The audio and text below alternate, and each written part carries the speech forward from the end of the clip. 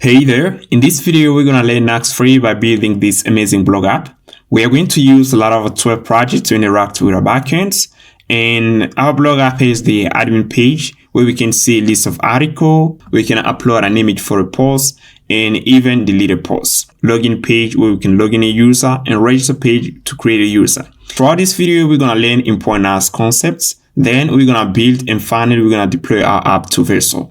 Now, here's what you're going to learn if you follow this video. You're going to understand how Nuxt work. You're going to understand what is auto imports. You're going to understand what is file-based routing in Nuxt. You're going to learn how to fetch data. You're going to understand how to create a component and how to import it in Nuxt. You're going to learn how to create a plugin.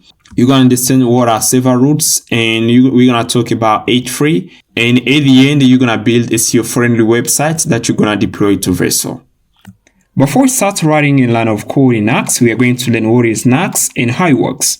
Nuxt is a server-side rendering framework built on top of Vue.js. Server-side rendering means that the content, the page, is generated on the server and then sent to the clients. You can see we have here an image I illustrated. We have the client and server. The client wants to see the page, send a request to the server, and then the server is going to generate the page and send it to the clients. This is how Nuxt works. Nuxt uses a technique called file-based routing. Let's say the client wants to see the dashboard page. The client's going to make a request to the server. Going to pass admin/dashboard. And here, the admin is the folder where the dashboard page is located. And here, if the client wants to see also the login page, he's going to pass /or/login. And the folder right here is a folder. And then login the view. And then we're going to render the page. This is how file-based routing in Nuxt basically works. And also, we're going to talk about auto imports. Nuxt use auto imports. It means when we are working in Nuxt, we don't have to import a given function or a component. Nuxt do the job for us. Unlike in Vue.js, if you want to use a given function, let's say ref, you need to import it from Vue. If you create a function somewhere, let's say in the helper folder, you need to import it if you want to use it. But in Nuxt, we don't have to do that. Nuxt is going to do the job for us. So why Nuxt over Vue? Nuxt has a better performance and a better SEO than Vue.js. We have a better developer experience, and we have a full stack capability. It means that we can have controllers, middleware, and other stuff inside of our Nuxt without interacting with a separate backends. We can do all of that inside a Nuxt app. Alright guys, now we're going to start with the learning process, and here I'm going to tell you about some prerequisites that you need to have in order to be comfortable along this video. You need to have some basics of Vue.js, and are going to be pretty important. If you doesn't know what is Vue.js, you can go check it out. This video I teach everything you need to know in order to be comfortable. I teach Vue free. And you're going to learn to a Pinia, which is the state management. I got a full course about it. Go check out this video. And then here you're going to install Node 22. And after that, you're ready. And you can see that actually I'm running Node inside my computer. I'm typing Node. And here you can see I got the version 18. And for the NPM version, I got the version 9. These are the prerequisites in order to follow along this video. And inside of your text editor, you're going to install Tailwind CSS IntelliSense. And here we use this extension. When we are typing Tailwind CSS utilities, we're going to get another complete. Install this. And also you're going to install Vetter, the Vue.js extension. Install these two extensions are going to be pretty important along the way. And here now we're going to start with the installation of Nuxt. And in this course, we're going to use Nuxt free. You're going to come here, nuxt.com. You're going to click here, get started. And then here, in order to initialize a Nuxt free project, you're going to type this command, npm nuxt lattice init, and then you're going to pass the project name. You're going to do it in this way. And here, once you type here npx nuxt lattice init, then the name of your project, they're going to prompt you to select a node package manager and pass here npm. This is what I'm using. Yeah, and pass here npm, and then you're gonna start installing other dependencies. Yeah, and then you're gonna continue with other step. Once you finish installing a brand new Nuxt free project, you're gonna get into right here. Pass here learn Nuxt. I've already installed my projects, and then you're gonna type npm run dev, and also you have to import it inside your text editor. You can see I've already installed a brand new Nuxt free project. This is what you're gonna see here. We're gonna have the .nuxt folder, here you got the output folder, and node modules, public folder, the saver folder, and the app.view, and here the nuxt.config.js file. This is what you're gonna get. Now, before we continue, I'm going to explain you some folder that came along with a brand new Nuxt free project. I'm going to explain you the .nuxt folder, which is a folder which is generated by default when we type npm run dev, npm run build, and it contains compiled files of our Nuxt free projects. And we have the .output folder, which is a folder which contains the production ready files, the artifacts of our projects. And here, every time we're going to type here npm run dev, we're going to generate the .nuxt folder, or if we type npm run build, we're going to generate it. And here we have the public folder where we're going to put in assets. I'm not getting the details later on. And we have the server routes where we're going to put in server routes. We're going to talk about it later on. Right now, no. Now, we are going to talk about Nuxt layouts. So what is a Nuxt layout? A Nuxt layout is simply a file contained inside the layout folder.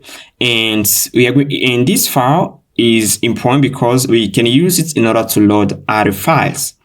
And if you came from Vue, and in Vue.js, we have, if we want to define a layout, we have, let's say, the app.view file. And inside the app.view file, we have the router view components, which is a component, a built-in view component that we can use in order to load other pages.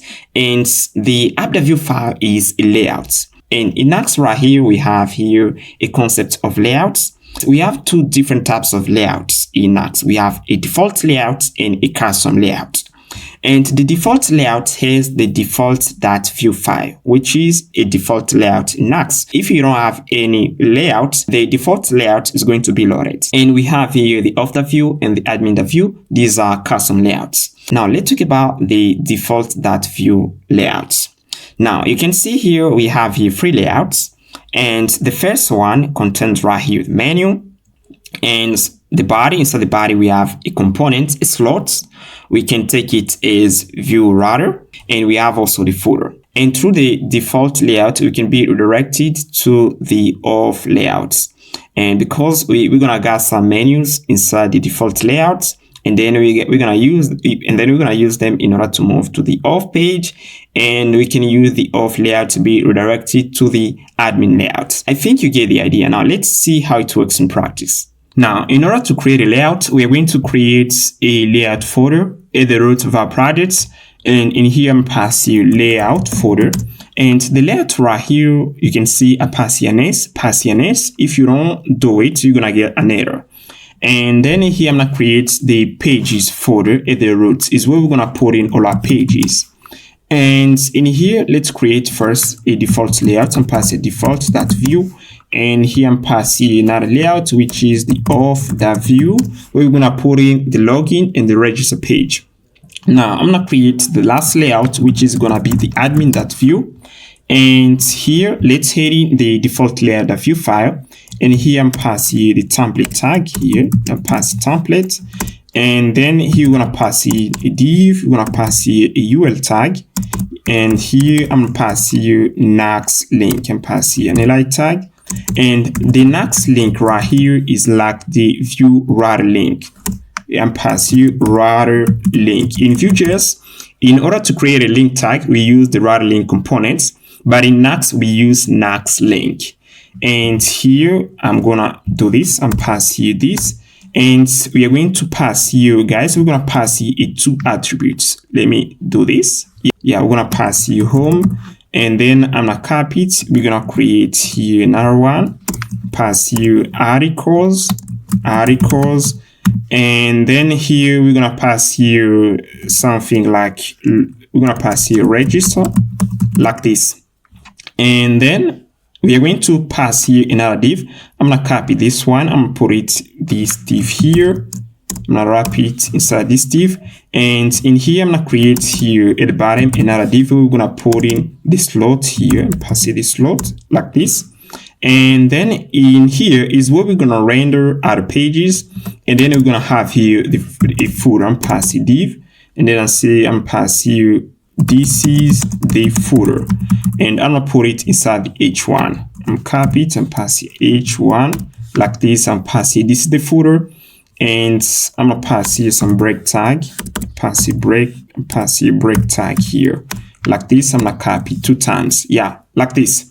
Now we are going to head in the pages folder, and then we're gonna create in an index file. I'm pass here index.view file, and then I'm putting the template tag. We're gonna see what we're gonna get inside the browser, yeah, like this. And I'm pass a div, I'm pass here tag, I'm pass a script tag, and we are going to use view composition API. And here I'm pass a script tag, yeah, like this, and then pass the setup to specify that we're gonna be using view composition API. And here I'm passing define page meta like this. We don't have to import a function because Nuxt use auto imports. It imports automatically this function, because when we run npm run dev, Nuxt scans our pages folder and then imports everything we need in order to run our page. And then I'm pass you layout is appropriate, and then here we're gonna pass you the default layout like this, the layout that we want to use, and yeah, like this. And in here we are going to pass here and pass here an h1, and then I say welcome page like this. And then let's head in the browser and see what we got right here. Now make sure you run you tap npm run dev in order to run your Nuxt app. And then I'm gonna head in the browser. I'm gonna click right here. We're gonna head in the browser, and then you can see we got this default page right here. And when we install a brand new Nuxt project, we have the app.view file, and we have in a component. Then we have in a 2 components: the Nuxt root announcer and the Nuxt welcome. I'm gonna get it off the app.view file. Delete it. I'm gonna delete it. And then we are going to render our page right here. And here, I'm going to refresh the page here. And then we're going to check here. Yeah, we got our pages. You can see welcome page, and you can see this is the footer. And here inside the welcome page, I can say right here, I'm passing a div tag here. Let me pass in a div tag, and I'm passing an h1 and say this is an article. I'm passing even article 1, article, and then I'm passing dash. I'm going to pass here v4, and then we're gonna pass here article. Gonna say article in articles. We're gonna create the array, and here let me create right here an array of articles. And then I'm gonna pass here ref here, and here you can see in Nuxt we don't have to import the ref function because Nuxt is gonna import it automatically for us. And then pass here 1, 2, 3 to 5, and then we're gonna pass here the key, and then I'm pass here article. Yeah, I can just pass here the index, and then I'm do this. I'm pass here the index right here. I'm pass here the index, yeah, index like this. And then we're gonna pass here this. We can pass here article and pass here article, yeah, like this. And then we're gonna pass here p tag. We're gonna pass in lorem ipsum, and then we are going to pass here another div here, and here I'm passing break tag. Pass here break tag, and then we're gonna pass here an h1. We're gonna say articles. Yeah, we're gonna pass here list of articles like this, and then here I'm passing an h2. Yeah, like this. Yeah, say article, and then let's head in the browser. In here, you can see we have our menu right here. We have a list of articles. We have a bunch of articles, 4 articles, and we have the footer. I'm going to do this. I'm going to get rid of this line right here. Let's hit in here. And in here, I'm going to get rid of, this break tag here. I'm going to pass it after, this div right here that we use in order to display articles. And here I'm going to hit in the default view file. In this layout, I'm going to pass here a background color for our menu right here. Pass here and say background color. And then I'm pass here even gray. I'm pass here Gainsboro. And here for the footer, I'm going to copy that. I'm going to pass it here. And for the footer, we're going to say this here. We're going to pass even Gainsboro. And now let's see, I'm going to pass here an F like this, footer. Footer like this. And in here, you can see here, everything is okay right now. You can see this is the menu and we have the body right here. And here we have the footer. Now you can see here, when we pass here the base 0 of our Nuxt app, we just loaded the index located inside the pages folder. Nuxt uses a technique called file-based routing. Let's say we have here a blog folder. I'm passing blog folder, and inside the blog folder, I'm putting a file here. I'm passing about the view file, and here I'm gonna pass in, let's say, contact the view file. Like this. And in here we have here, I'm passing script tag first. Like this.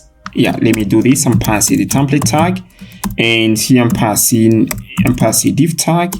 And an H1 here, I'm say contact, and I'm copy it, I'm pass it inside the about page here, and then here I'm pass here about. Now let's say we want to move right here from the home page to the about page or to the contact page, and here we have here our menu. And once I'm gonna click here, let me add here another link here. I'm going to add here about any contact. I'm copy that, I'm pass it here. We have here about, and here we're gonna pass here contact. Let's say we need to move to the contact page, and in order to move to the contact page, we're gonna do this. We're gonna pass here the name of the folder, which is the blog folder. I'm passing blog folder, and then / we're gonna pass here the name of the file, which is contact without the extension. Like this. And then we're gonna move to the contact page. Let's say the contact page is located at the roots of the pages folder. We don't have to pass here the folder, but I'm gonna move it inside the blog folder, and then here I'm passing / and then here I'm passing blog. Like this. And here I'm gonna copy that. I'm pass it here, and then I'm gonna pass here about, and here we're gonna pass here / blog / about. Like the page, like the name of the page. You can see. Now let's head in the browser, and in here you can see we have here about and contact. And if I want to move to the about page, I'm gonna click here about, and here you can see that actually we don't load the file. Let me pass it here the name of the file. We're gonna pass here lowercase like this, about like this. And here we're gonna pass here contact, the C in lowercase. And here I'm gonna do this and pass it about, and here contact. And here I'm gonna go back here, and then I'm gonna refresh the page again, and I'm gonna click here about, and we don't load it. Now we're gonna rerun our server, and here I'm tap here npm run dev again. We're gonna restart our server. Now let's go back inside the browser. I'm gonna refresh here the page again, and then here I'm going to click here about, and you can see that actually just loaded right here the about page. And here I'm gonna click contact. We have the contact page here, and this it works. Nuxt use file-based routing, and here I'm pass here about page like this, and here we're gonna pass here dash contact page like this. Now if I try to create here another folder, I'm gonna name it off here, and we're gonna put into page the register page, register the view, and we're gonna put in the login the view file, and here let me copy content inside the about, copy it and put it here, and here we're gonna pass a login page, and here I'm going to pass here a link. I'm gonna copy this one, and then we're gonna say move to the register page, and here we're gonna pass here, we're gonna say move, we're gonna pass here register page like this. And in here, in order to move to the register page, we're gonna pass here the name of the path, the name of the folder where the register page is located, and then we're gonna pass here the name of the file like this. Copy this, we're gonna copy this. Yeah, we're gonna put it inside the register. Let me copy all of that, and then I'm gonna pass it here, pass here register, and here I'm pass here login, because we're gonna move from the register page to the login page like this. And inside the default.view file, in here we're gonna pass, you can see we have here the ink tag, which is register, and pass here the name of the folder /register, which is the name of the file. And then we're going to move to the page, and here I'm gonna pass here / because once we click on the home page here, we are going to be redirected at the routes to the base URL of our Nuxt app. And yeah, that's cool. Now let's try this again. And in here, I'm gonna refresh the page again here. And in here, I'm gonna click about. We're gonna move to the home page. Yeah. And I'm gonna click here, register. And you can see we don't see it. Now what I'm gonna do again, I'm gonna rerun the server here. And then we're gonna see the page.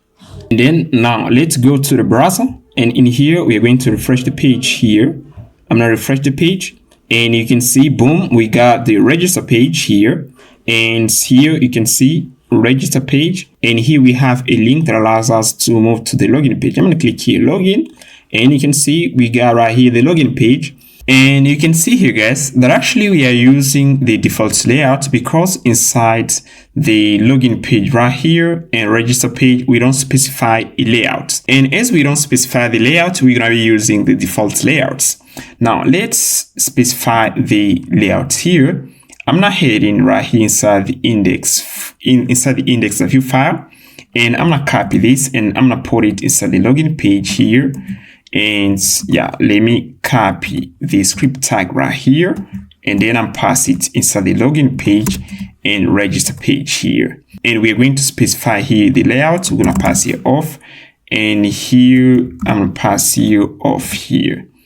And here I'm going to get rid of this. I'm going to pass here off like this. And then we're going to head in the off.the-view file. And then we're going to pass in this code. I'm going to copy that and put it inside the off.the-view file. And I'm going to get rid of the menu right here. I'm going to delete all of that. And here I'm going to stay with the footer. And for the footer, I can say here, footer for, yeah, off. I'm passing off footer. Pass it off footer like this. And now let's head in the browser again. And here I'm going to refresh the page here. And then you can see, boom, right here, we got here the register page. And if I click here, login page, we don't see the menu because we are using the off layout.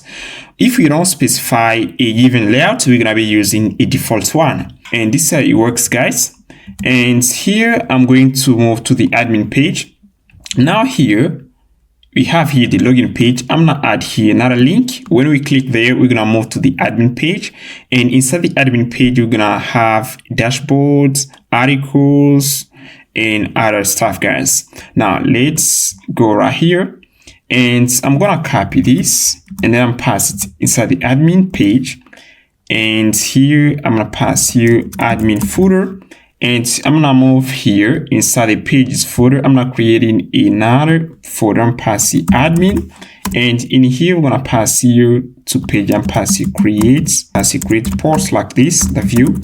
And I'm going to create here another one here. I can say articles, the view. And here I'm passing the template tag. Yeah, like this. Let me copy content inside the login page right here. I'm pass it here. Yeah, like this. And here we're gonna use here the layout, which is the admin. And I'm pass here for the title, you can pass here articles. And I'm gonna get rid of this link. I'm gonna copy that and put it inside the create post. I'm gonna pass here create post for a title. and the layout is admin. Now here I'm going to head in the login page here. I'm gonna copy this link. I'm gonna create here another one. I'm pass the break tag, and then I'm pass it another one. And then here, as I said before, in order to move to a given page, we need to pass here the folder where this page is located. And here we're gonna pass here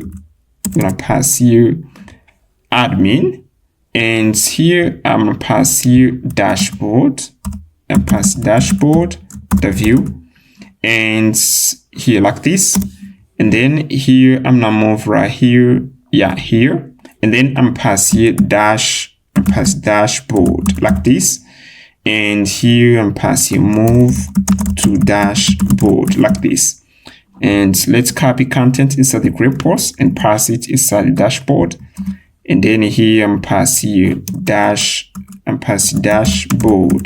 like this, dashboard page. Now let's head over the browser, and in here I'm gonna click here move to dashboard, and you can see that actually we don't find the dashboard page. Let me check right here.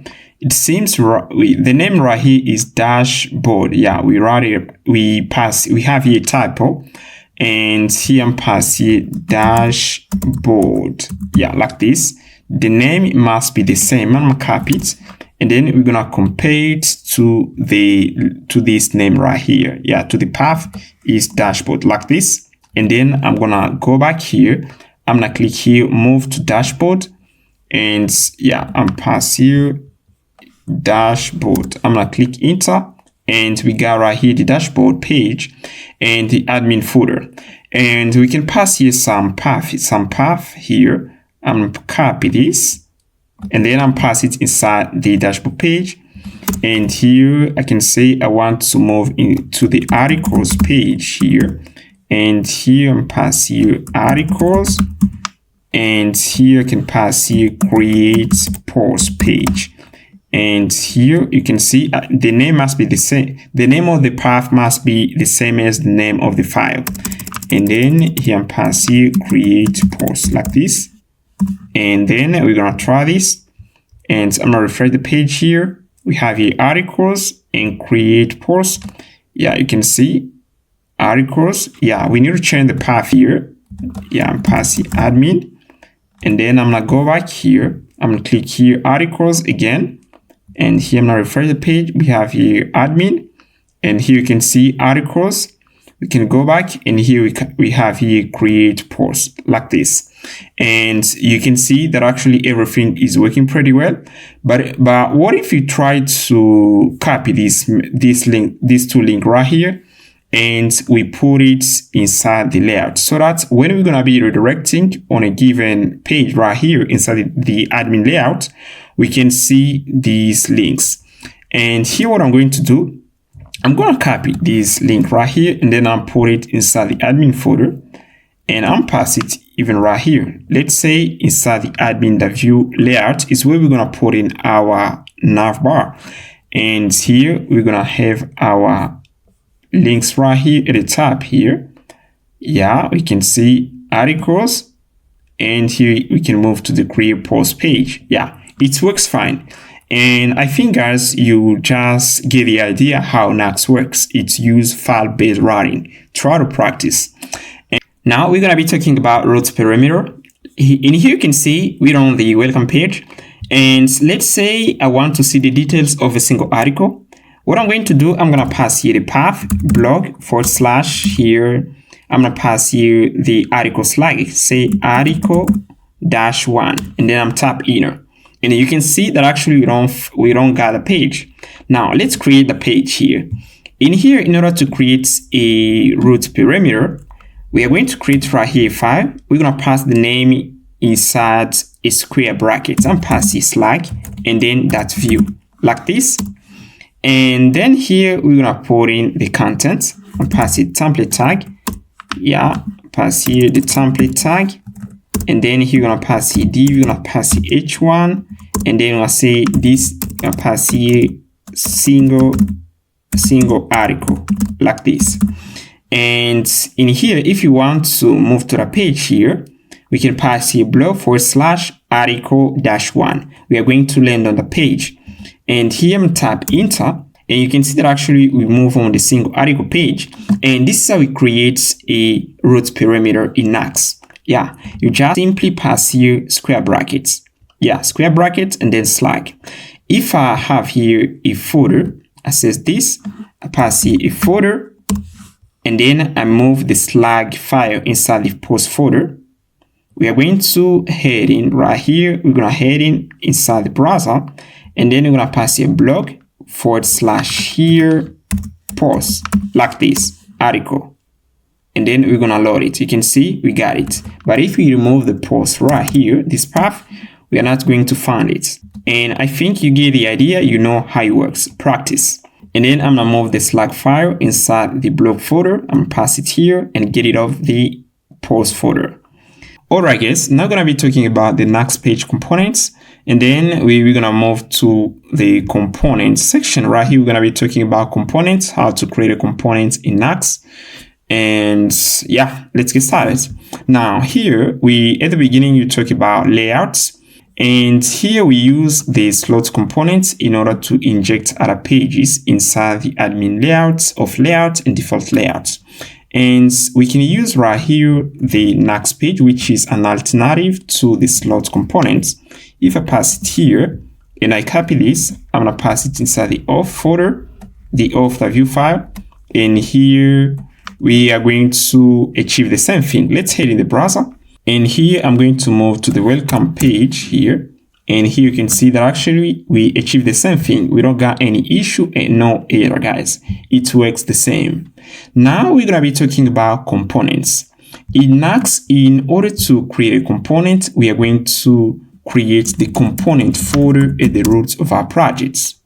And here in Vue.js, when we want to create a component, let's head in the blog folder. We create the component folder right here like this, components.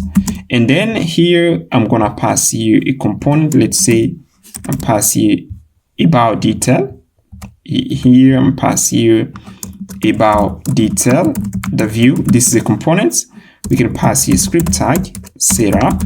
We can define a prop, define props, pass define props. And then I'm pass it an array and pass here message like this. And then we're going to pass it the template tag. And here we're going to pass here div tag. And then we can pass here the message like this. And in order to use this component, we're going to import it inside the about.vue file and pass here import. Then we're going to pass here about detail from that / component folder. And then we're going to pass it here and pass here about detail. Yeah, like this. And then we're going to pass the prop, which is the message here. Message is equal to, and pass here. I can say here for the message, you can say this is the about detail. And then if we head in the browser, we're going to have here the components. And here you can see this is the about. We just import the components inside the about.vue file, inside the about page. And if we got another component that we need to use, we are going to create it inside the component folder, and then we're going to import it. And let's say we have 10 components that we should import in the about page. We are going to have here multiple lines. But in Nuxt, we don't have to do that. We are going to only to create a component inside the component folder, and then in Nuxt, it's going to automatically scan the component folder and import it for us. Now, I'm going to get rid of this here. I'm going to remove that. And here, I'm going to copy. I'm going to move the about detail component inside the component folder right here. And I'm going to remove the component folder here. And then here, if we head in the browser, we're going to get the component right here. You can see. Let me refresh the page here. Yeah, we don't see it. And then here we have here the about detail. Yeah, inside the component folder. And then here we have here the about page. And here we should see it. I'm going to refresh the page here. Yeah, I'm going to move first to the about, to the home page, and then about. And we don't import it. I'm going to do this, guys. I'm going to rerun the saver. I'm going to do this. I'm going to type here npm run dev. And then we're going to import the components automatically. Now let's head over the browser, and then here you can see that actually just imported the component automatically right here. This is the about detail, and we don't have to import it manually, but Nuxt is gonna do the work for us. And every time we want to create a component, we're gonna put it inside the component folder. So what if we creating the component folder? We want to arrange our components based on a folder. Let's say we have blog components, we have here of components, and then I want to put right here the blog here, the about detail components inside the blog folder. Yeah. And here I'm going to create right here another component for the of folder. Let's say login action, and pass here login action. Yeah, like this, and pass here login action the view. This is a component, and this is another component that we got right here. If we head in the about page view, you can see we got the components. If we head in the browser, we're gonna get an error. We are going to miss the file right here. You can see failed to fetch dynamically import module. Nuxt doesn't found the components. If you want that Nuxt import it for us, we are going to pass here the name of the folder. I'm going to pass here blog. This is the name of the folder. And then Nuxt is going to get into the blog folder, and then it's going to import the about detail. Now, if we head in the browser, we refresh right here, we are not going to get the error. You can see we import it. And if we got another folder inside the blog folder, let's say here we got full here, and we move in the about detail components, we are going to pass here full like this in order to get the components. Now, in order to avoid passing here the name of the folder where the component is located, we are going to add some configuration inside the nuxt.config.ts file. And here I'm passing here component property, and then here you can see we pass here the path is component, and say here path prefix false. Yeah, like this. And here, if we head in the about page here, I'm going to get it off the folder name right here, and then I'm pass here simply the name of the component, and then we're gonna import it automatically, about detail. Now let's head in the browser. You can see we import it automatically because we just pass here for the path prefix to false. It means we are not going to pass here the name of the folder where the component is located in order to import it. Yeah, and that's it, guys. And this is how we create components and how to use it in Nuxt.js projects. Alright, guys, now we're going to talk about data fetching in Nuxt. We're going to learn how to send data from the server and how to fetch data from the server. We are going to use the useFetch composable, useAsync data composable, and the $fetch function. We're going to learn how to use them. Now, we're going to start with the useFetch in order to fetch data from the server. I'm going to pass it here. And then we're going to pass here the URL. And I got a Node.js server which is running. And we're going to add that endpoint in order to get a list of posts. I'm going to copy it. And then I'm going to pass it here, the URL. And we are going to console data. Console, yeah, pass it console.log. Yeah, let me that log like this, and then I'm passing data. And here, if we put our cursor over the data variable, you can see TypeScript infers it to be a type of ref, and the type it takes a generic. The type of data is data type, and as the type is ref, it means it's a reactive variable.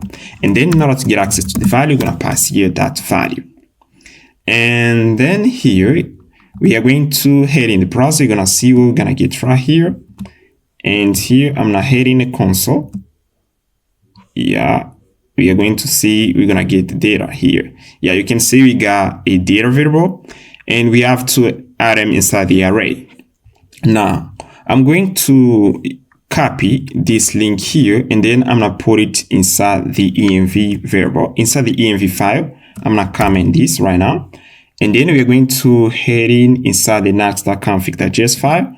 We're going to create here a property runtime config.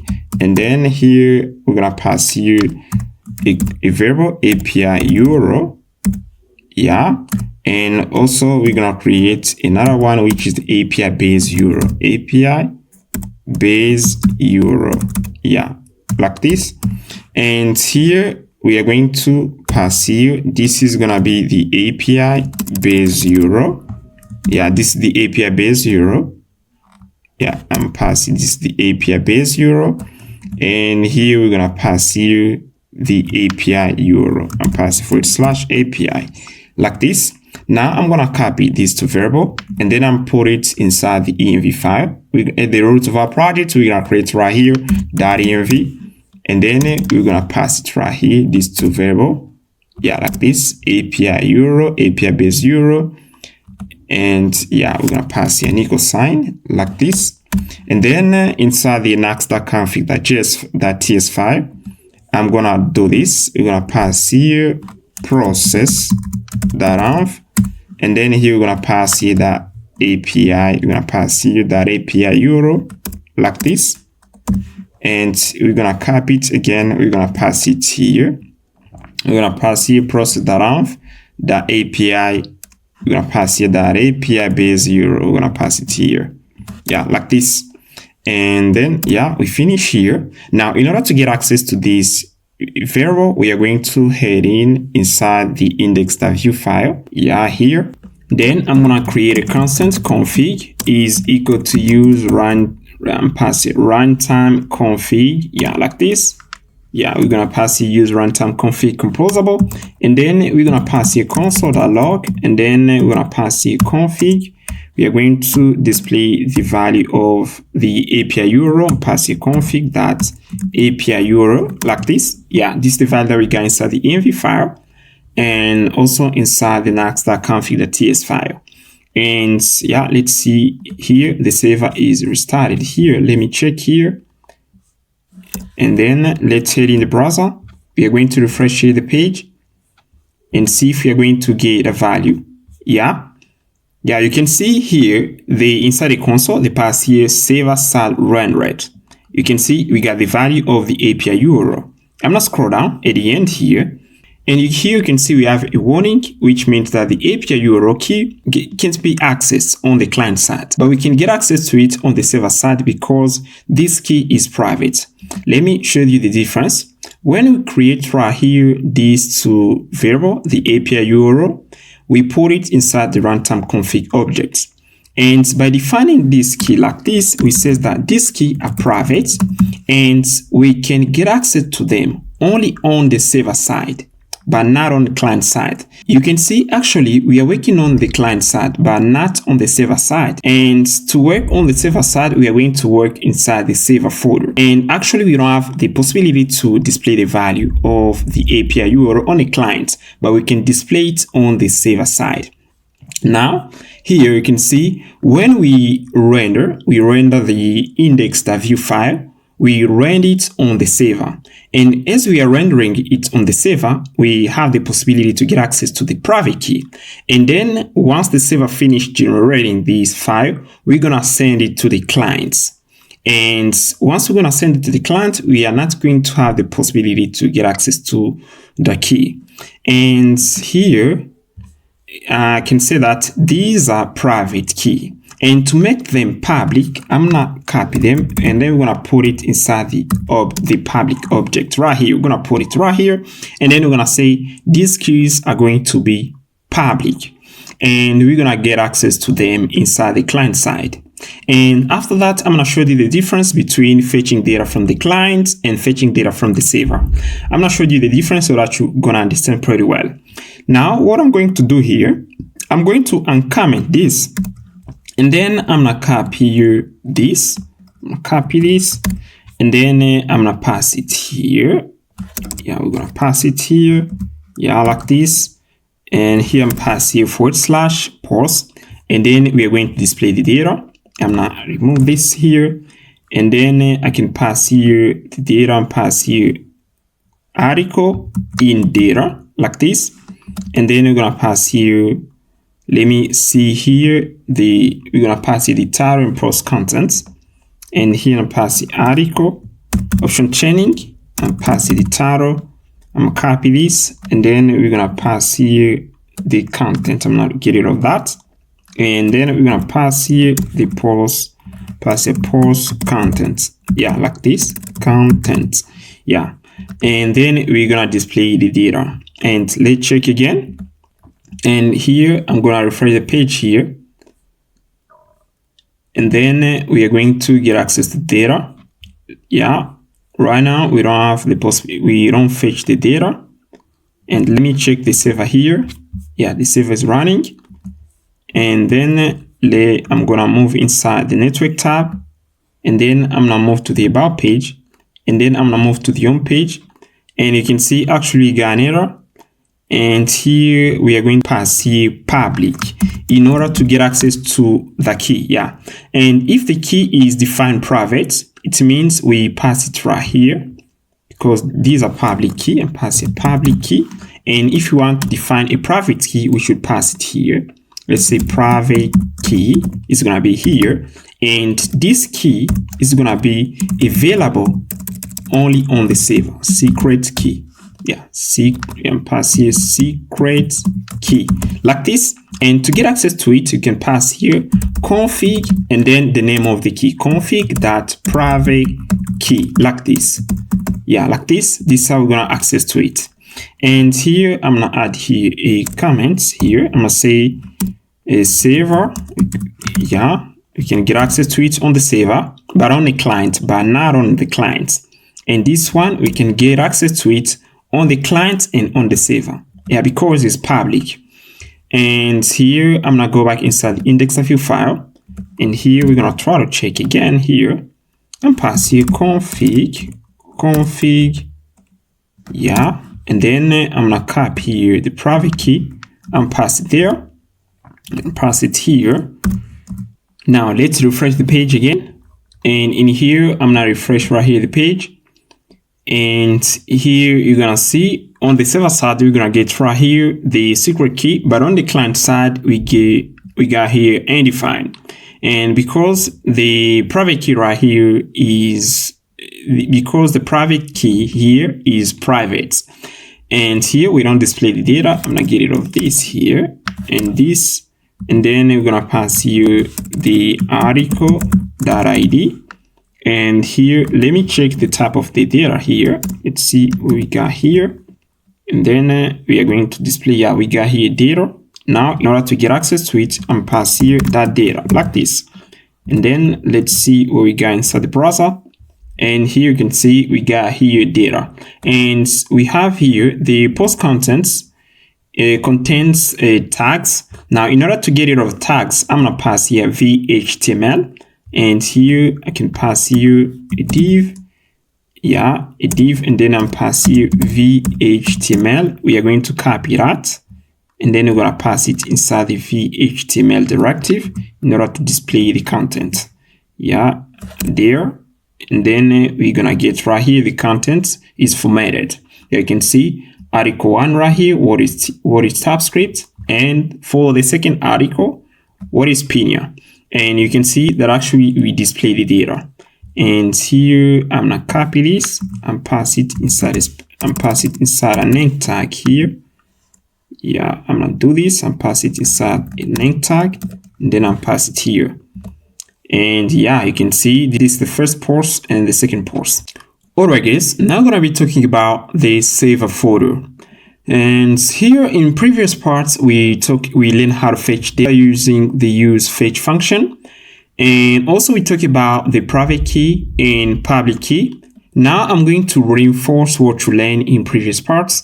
And here I'm going to show you that we can get access to the private key on the server. Now here in the server folder, Nuxt use H3 library. And here, this is the H3 library that Nuxt use on the server in order to handle HTTP requests. And in here, guys, I'm not going to get into the details how H3 works, but when we are going to learn here in the Nuxt advanced course that I'm gonna launch soon, we are going to talk about advanced Nuxt, is where I'm gonna cover H3 in details. And here, guys, now we are going to go inside the server folder. And in here, I'm not creating an endpoint and pass here API folder. And then inside the API folder, I'm not putting here an endpoint, which is post.ts. And here we're not going to use tab definition, and we're going to use only JavaScript. And then here, I'm going to pass here export default define event handler. And this is a function provided by H3 library. And here, if we go to the doc right here, you can see we have this function right here. Let me scroll down. We have here event handler. Yeah, we use this function in order to handle events inside of our app. And yeah, that's guys. If you want to learn how it works, come here. Right now, I'm going to touch only the surface. I'm not going to get into the details. And here, define event handler. Now, we are going to use this function in order to handle events. And here, I'm going to create right here a constant config. Right now, we're on the server. And then I'm passing use runtime config like this. And then I'm going to pass a const key, and pass here key is equal to config, and then here I'm pass here private key, and here we are going to return the key and pass here key. Here I can pass here just key, and then we're gonna get access to the key right here. Yeah, and now we're going to head inside the index of view file. I'm going to create a function in order to eat these endpoints. And here I'm gonna copy this, pass it here, and then I'm pass here save. I'm saying this is gonna be save data. I just rename the data right here, save data like this. And then in order to eat that endpoints on the server, inside the server folder, we are going to pass here API. The API right here represents a folder, /API / the name of the file. If we go right here inside the API folder, we got another folder, we're going to pass here / the name of the folder. And here I'm not display here the server data. I'm pass here div here, and then I'm pass here key here, and then I'm pass here this server data. Now let's head in the browser, and here you're gonna see I'm gonna refresh the page here. We are going to display data. Yeah, you can see we got right here the secret key. Yeah, this is the secret key. We have the possibility to get access to it on the server, but not on the client side. I think you understand what is the difference between the private key and the public key. The public key can be accessed only on the client side, while the private key can be accessed only on the server side. Alright guys, now I'm going to give you an example of how to use the private key. You already know where to use the private key, which says that we can get access to the private key on the server side, but not on the client side.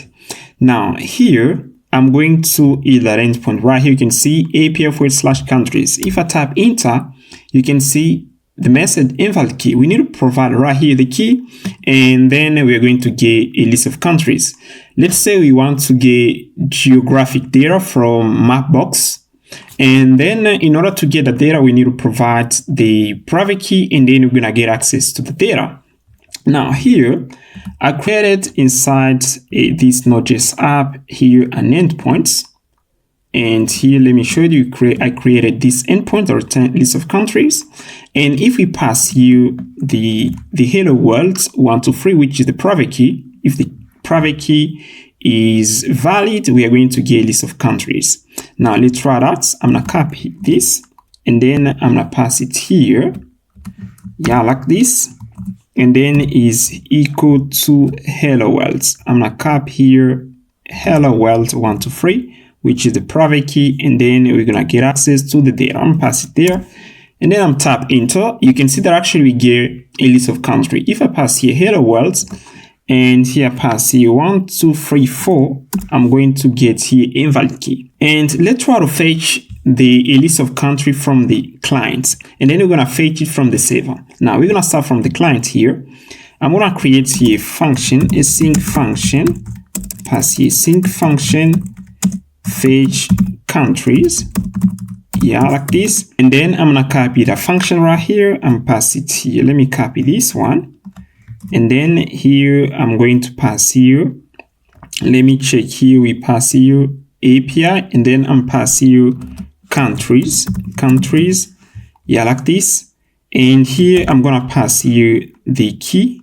Let me copy it here and pass here country key. And then here, in order to pass here a parameter, we can just do this and pass here query, and then pass here this country key, and then we're gonna pass here the private key. Let me do this. I'm gonna copy it here, and then I'm gonna pass here hello world 123, and then we're gonna get access to data and pass here console.log, pass here countries, and then here and pass here country data.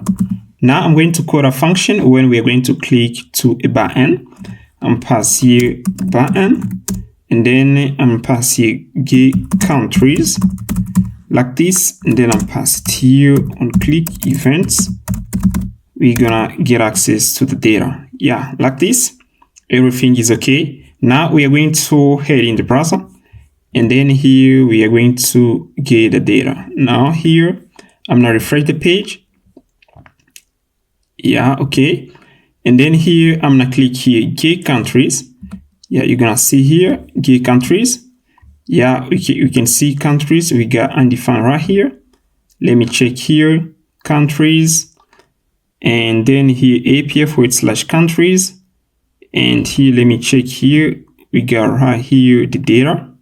Yeah, and here we got undefined right here. Yeah, country data. I'm gonna remove that here, and then you're gonna see the data. Now let's repeat the process. Get countries. You can see actually we got the data. Now I'm gonna pass here that value in order to see the data. Click here, get countries, and you can see we got 5 countries. We got an array of countries. Yeah, you can see this is no, right here you can see Brazil, Russia, France, Australia, and Morocco. And we got the data because we provide a valid key. And you can see when we are making an HTTP request to the server, to the third-party API, we have the possibility to see right here the secret key. You can see hello world. And if I'm a user, a real user who's using your app, I can see your secret key and I can use it in my app in order to get access to the data. And how to hide the key. Now, in order to hide the key, we are going to fetch data from the server, not on the clients. In this case, I'm gonna do this. I'm going to do this. I'm now heading the server folder API, and here I'm pass here another 5 countries. The TS is another endpoint, and then I'm copy this and pass it here, and I'm gonna copy the function right here. I'm gonna put it inside countries. Yeah, like this. Yeah, I'm going to pass it here, countries, and then here I'm pass here a sync here. Sync, and then I'm passing await, and here I'm passing config is equal to use runtime config. Then we're gonna get access to that, and cannot find name use fetch, and you can see right here we are getting an error because we use fetch right here. It's better to use it on the front end. Pass here fetch like this.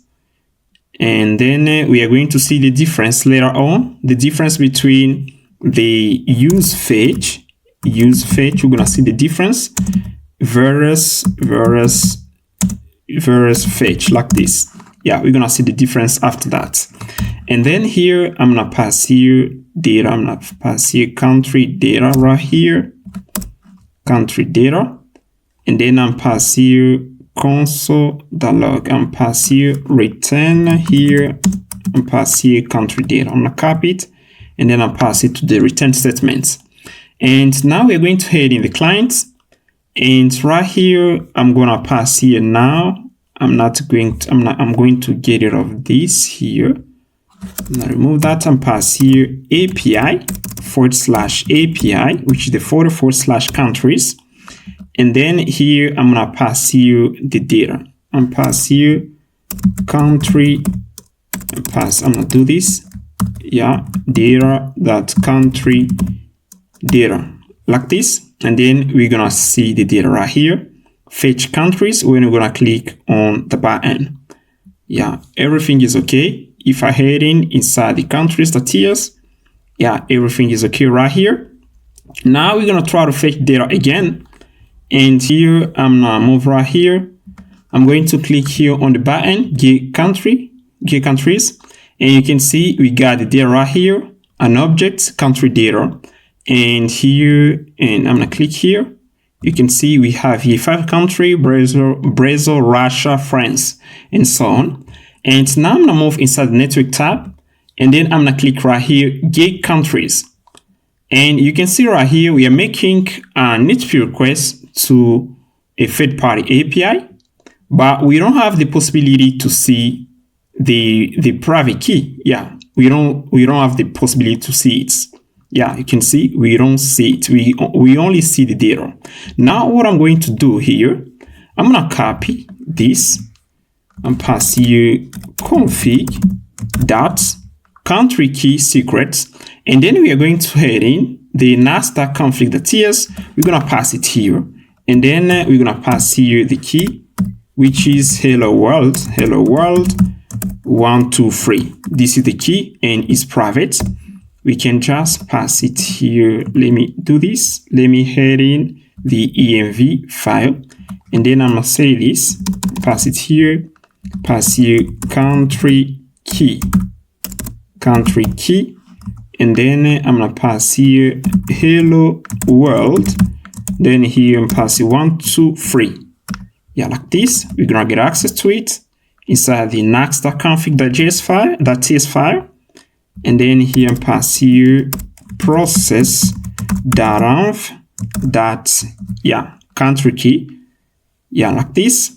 Then we are going to make an HTTP request, and actually the users using your app can't see your private key. Yeah, this is how we can use the private key, and it's better to use it on the server. When you want to interact with a third-party API, you want to hide your private key. It's important. And if you want to expose it, you can go on the client and everybody is gonna see it. Now let's learn how to handle header inside the server. And in here, as I said before, the Nuxt use the H3 library in order to make HTTP requests. And here I'm going to move to the section right here, handle header. And here I'm going to copy that function right here for create header. I'm gonna copy that. And then here we're going to head in the countries right here. And here I'm pass here try catch here, pass here try catch, and then pass here the error, and then we're gonna pass here the status. We're gonna pass here 400, and here I'm pass here saver, and pass here saver error. Yeah, saver error. And here I'm gonna remove this, and then I'm gonna copy that here, and I'm pass it here. Yeah, like this.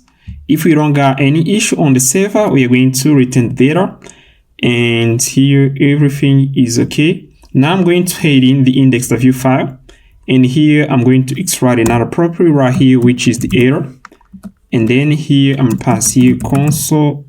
Yeah, I'm gonna pass here console.log, and then I'm passing error, and then I'm passing here error.message like this. And then let's see what we're gonna get. Now here I'm going to click right here, get countries. Let me click on the button and see what we're gonna get inside the console. Get countries. Yeah, we got data. The error is undefined. Now let me create an error and pass here. I'm gonna remove right here the I, and then we made it here typo. We have a typo. Now I'm gonna click on the button again, get countries. And here we don't got a list of countries, and we should get right here an error. Let me do this, and here I'm going to click here again, get countries. Yeah, you can see that actually we got an error. It is an object right here, and S is a reactive property. In order to get access to the error, and pass it that value and see what we're gonna get there. Get countries. Yeah, you can see right now we have the possibility to see the error. You can see error, H3 error. We got an H3 error right here, and API /country. Yeah, this is the name. We have here typo for 44 page not found. Yeah, we have an error, and this is how to handle an error on the server using the create error function. Pass here countries like this. And then you can see we throw an error using the create error function. Yeah. And okay, now let's talk about the difference between the use fetch and the fetch function. The use fetch function is a wrapper around the fetch function. Now we use the use fetch on the front end in order to avoid making multiple requests on the server. Now let me show you the difference. Now I'm going to come right here, and here I'm gonna move inside the browser, and then I'm gonna pass here this. Now remove this and pass here /post, and then we're going to get a list of and then we're gonna get a list of posts. And in here we are adding this endpoint inside of our Node.js server, post routes, and then here I'm gonna move to the bottom right here. You can see we are adding this endpoint right here in order to get a list of posts. And here, what I'm going to do, I'm passing console.log, and then I'm saying send data. Once we hit that endpoint, we're going to display a message, send data. And here, I'm going to do this. I'm going to move here. I'm going to move to the about page. And then I'm going to move to the home page, and then we're going to make an HTTP request to the server. Now, here, this is the Node.js server right here. And then, actually, I'm going to do this so that you're going to see. And here, like this, I'm going to click About. And then I'm click Home. And inside the console, we don't got anything right here. I'm going to hit right here, Save here. And then we are going to get something right here. Yeah, okay. And then I'm going to restart the Node.js server. I'm tap here, npm run starts again. And here I'm going to hit save here. Yeah, okay. Now let's try this again. I'm going to open here the Node.js server and pass it here. And then I'm going to click home here. Yeah, we are getting a list of posts right here, but we don't display the message here. Let me check again. I'm gonna go back here, and here, yeah, get post data. Then let me pass it here above here, and then we are going to, yeah, we're gonna display the message. Now I'm gonna pass here. I'm gonna click here. Yeah, you can see actually we hit that endpoint. You can see send data. You can see send data. If I click here again, you can see we got again send data. Yeah, now I'm gonna rerun the server. I'm gonna rerun the server. I'm tap npm run start again. And here we're gonna start the server again. The server is started, and now I'm going to move on the home page. I'm going to refresh the page here. And you can see we got a message right here, server data. Server data right here, server data. Let me do this again. And I clear out the console, tap here, npm run starts. And here I'm going to refresh the page here. You can see we got server data. And here, let's say I pass here, where we got right here, use fetch. I'm going to pass here, fetch, $fetch, this function. Now let's see what we're gonna get here. We are going to fetch data twice. Now let me pass it here. And then I'm gonna rerun the server again. Now I'm gonna refresh the page here in order to get a list of data. And then you can see we got send data, send data. It means we make 2 HTTP requests to the server if we use here fetch. Yeah, fetch is better to use on the server. But on the client side, it's better to use fetch. Yeah, like this. It's better to use fetch. If we use fetch, we're gonna make only a single request to the server. But if you use right here fetch, you're gonna make multiple requests to the server, guys. I think you understand. Try this. Alright guys, now I'm gonna give you a quick refresher about what we've seen in previous parts. We talked about private key and public key. In previous part, I says this: if you pass here your keys, these keys are going to be considered as private, but if you put them inside the public object, these keys are going to be considered public. This is what we've learned in previous parts. And if a key is private, you can get access on it only on the server, but not on the client. And here, if a key is public, you can get access to it on the server and on the clients. And also we learn different ways to fetch data. We talk about the use fetch function, and we says that the use fetch function is a wrapper around the $fetch function, and it's better to use the use fetch on the client when you want to fetch data. And if you want to fetch data from the server, it's better to use the $fetch. Yeah. Now let's talk about plugins in Nuxt, and then we're gonna move to our final projects. So in order to create a Nuxt plugin, we're going to create a plugin for the top level of our projects. We're gonna pass here plugins like this. Then we're gonna put in our plugin. We're gonna name it error message.ts. Yeah, like this, error message.ts. And then we are going to export a function define Nuxt plugin. We are going to pass in the return statements. Pass the return statement. We're gonna pass here the provide function, the provide objects. Then we're gonna pass here the name of our function, which is the error message. And then we are going to return right here a message. Let me do this. Yeah, like this. Then I'm gonna say the type of the message is gonna be a string. We are going to pass here a message. We're gonna say error, and then we're gonna pass here the message like this. And here, once we are going to run our Nuxt app, Nuxt is gonna register automatically the error message.ts plugin. And if you create another plugin, let's say success here, success message.ts, and then let me put in the content in order to avoid an error. Here, every plugin that we're gonna put at the top level of the plugins folder is gonna be registered automatically by Nuxt. And then here pass the success message like this. And in order to call a Nuxt plugin inside the pages folder, yeah. And then here I'm gonna head in the index.ts inside the index.view file. I'm gonna use a composable, which is the use Nuxt app composable, in order to call a plugin. And then pass a use Nuxt app like this, and then we can pass a Nuxt app dots and then dollar and then error message. Yeah, error message. Yeah, like this. Or we can use the structuring and pass here error message. Error message like this. And then I'm gonna pass it inside the template tag. Yeah, error message and pass here save error. Yeah, like this. And then let's head in the browser. In here, I'm gonna refresh the page here. You can see we got error, save error, and we just call our plugin. And if you want to call another plugin and pass here the success here, we're gonna pass here success. Yeah, success message.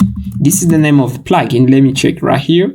Pass here break tag, and then we're going to call the success message. Yeah, like this. Yeah, I'm gonna display it right here. Let me pass it here, and then pass here success, and then saved and pass saved successfully. Yeah, let's check. Let's go inside the browser, and then you can see saved successfully. And this is how we call a Nuxt plugin. Now, what if we create a folder inside the plugin folder? Let's say I'm gonna pass it full, and in the full folder, we're gonna put in a plugin folder.ts. Let me copy content here and put it inside the full. And I'm passing for the name of the function full, and here full.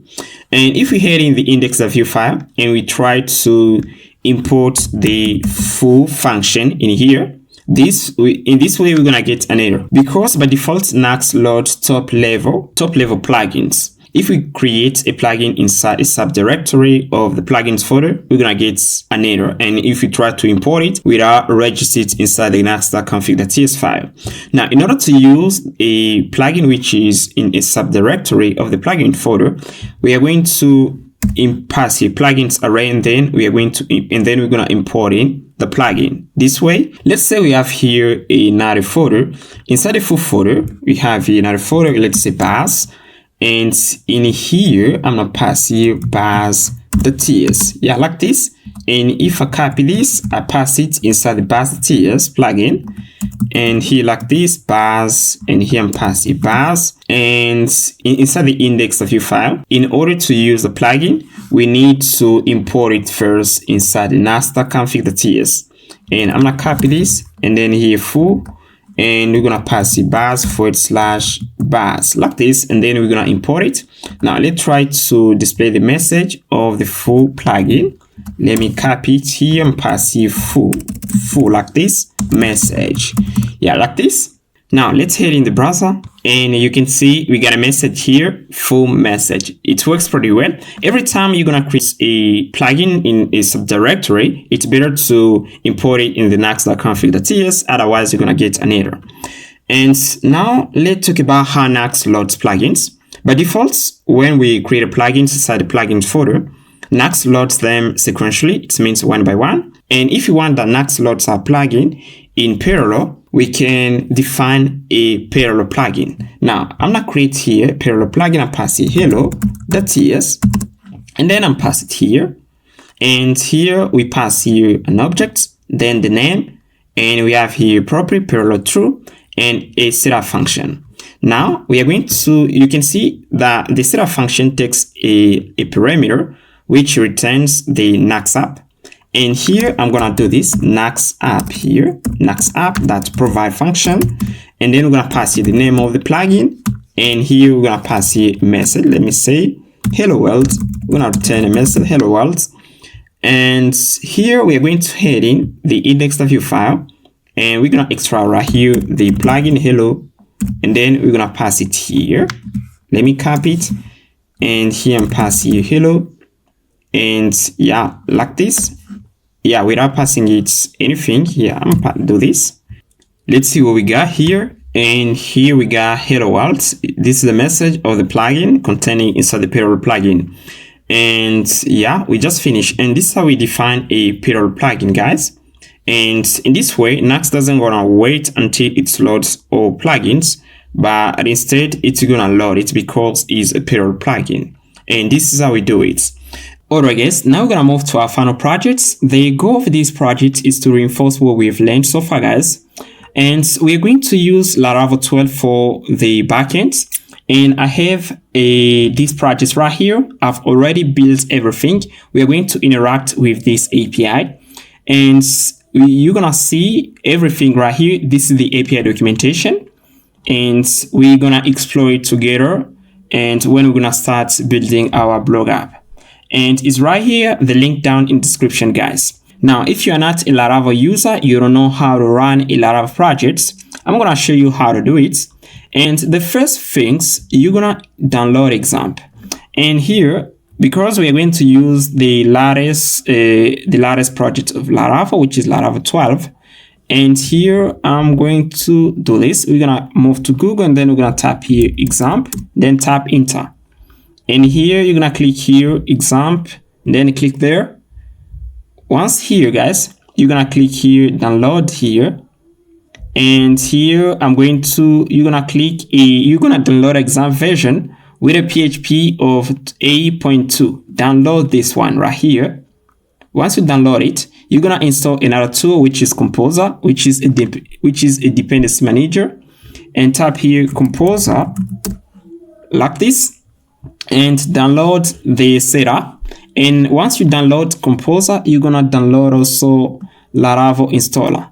And here I'm tap here Laravel installer. I'm passing Laravel installer like this. Tap enter. Yeah, here I'm gonna click here. And here we are going to select the Laravel version 12.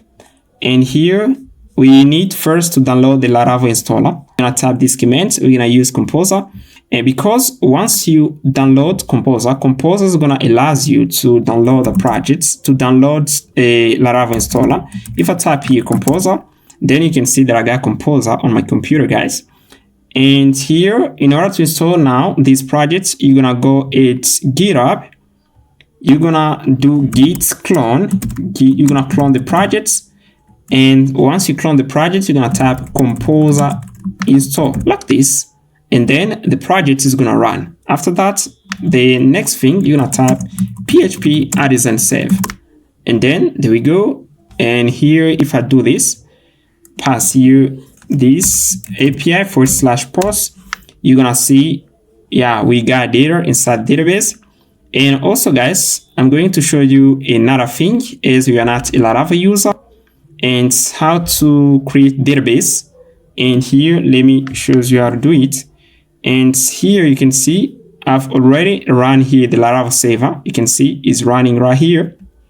Now let me show you another thing. And here I'm gonna move right here. And here you can see example is running. And here I'm gonna move here. And here let me cd inside the Laravel Nuxt API file folder. And here, if I type php artisan migrate, I'm going to map this migration inside the MySQL database. And also, guys, here inside the env file, you're gonna create an env file. You're gonna pass here. Here, you're gonna pass here the name of the database. You can see blog app. You can see I'm using MySQL database, DB host, the ports, the name of the database, the DB username, and the password is blank. Do that, and then you're gonna run the projects. And yeah, that's all, guys.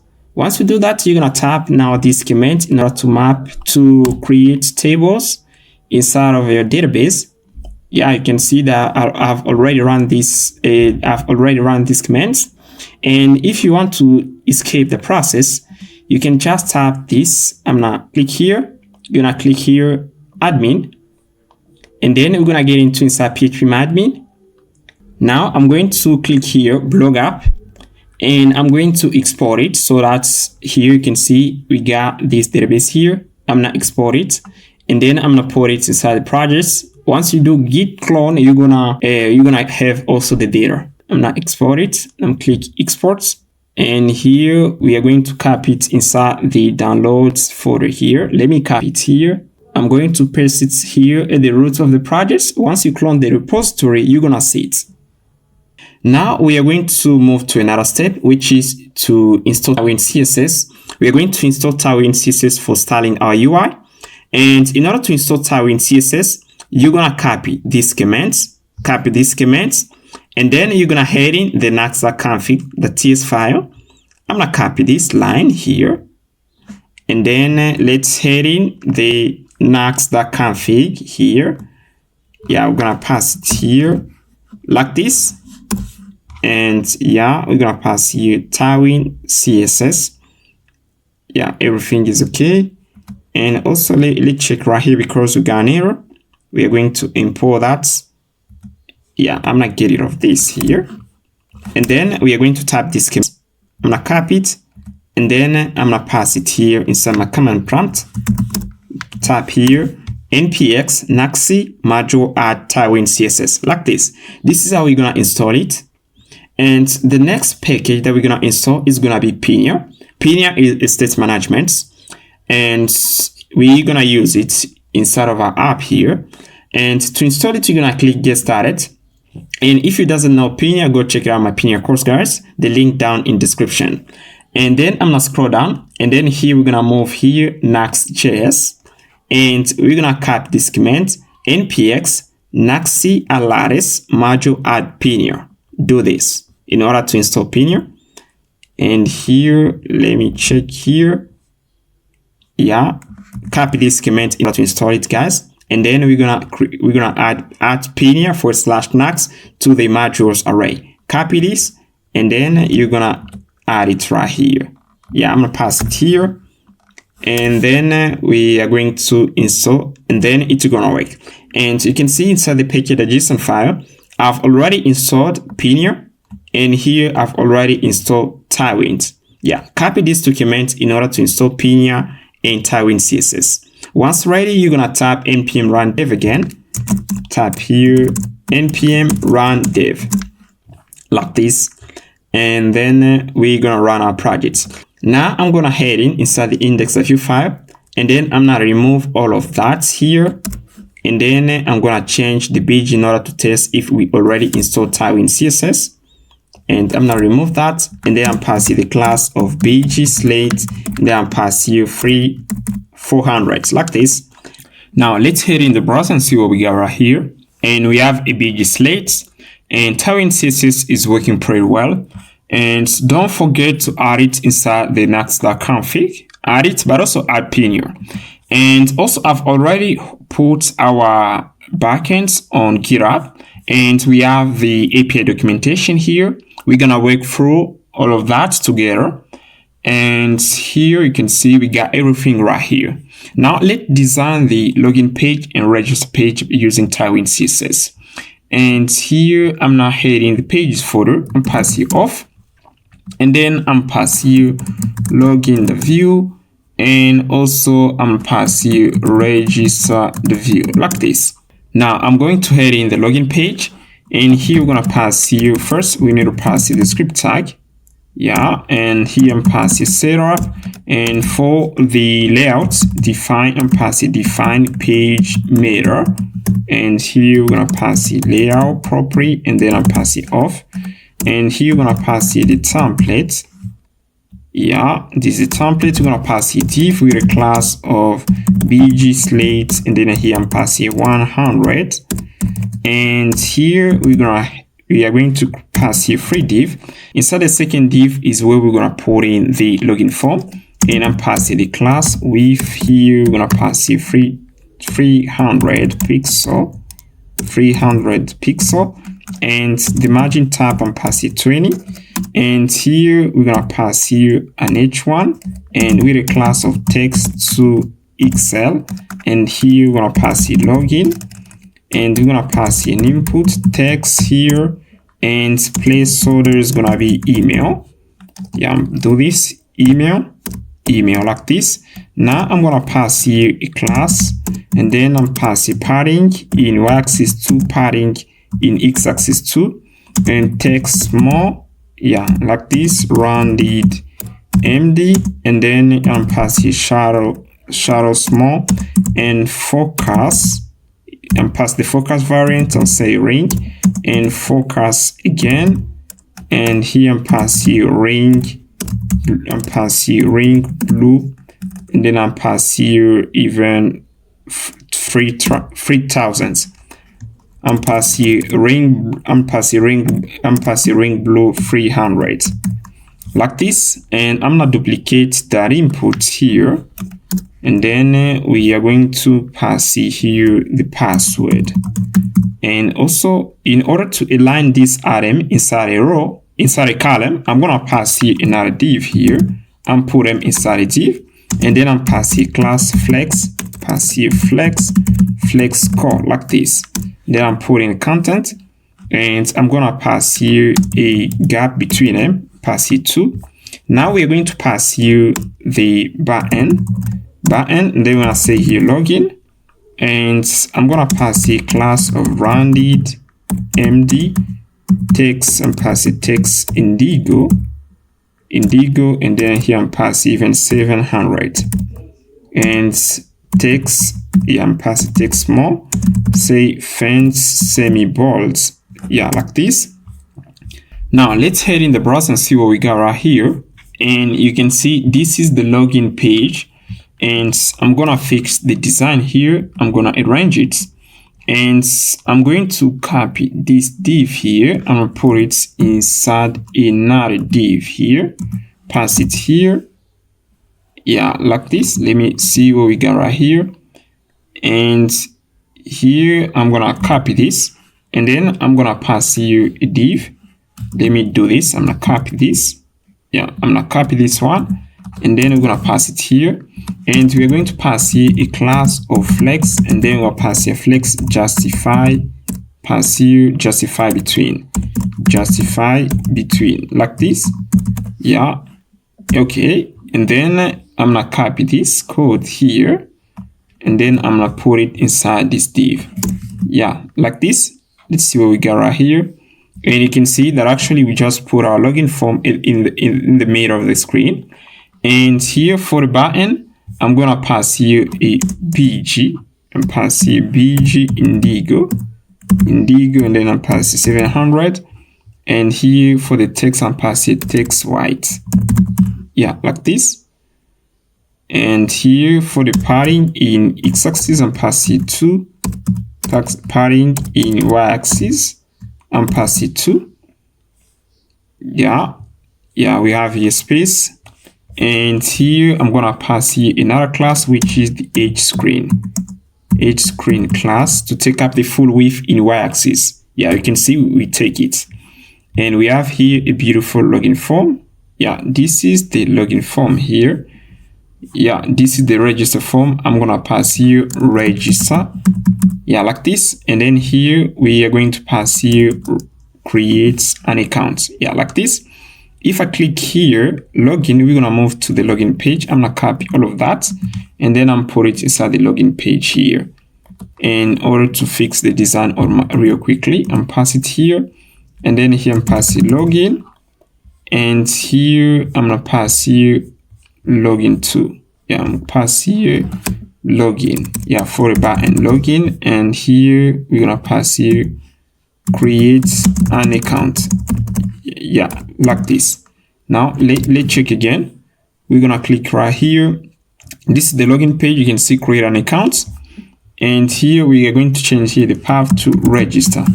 I'm gonna click here, create an account.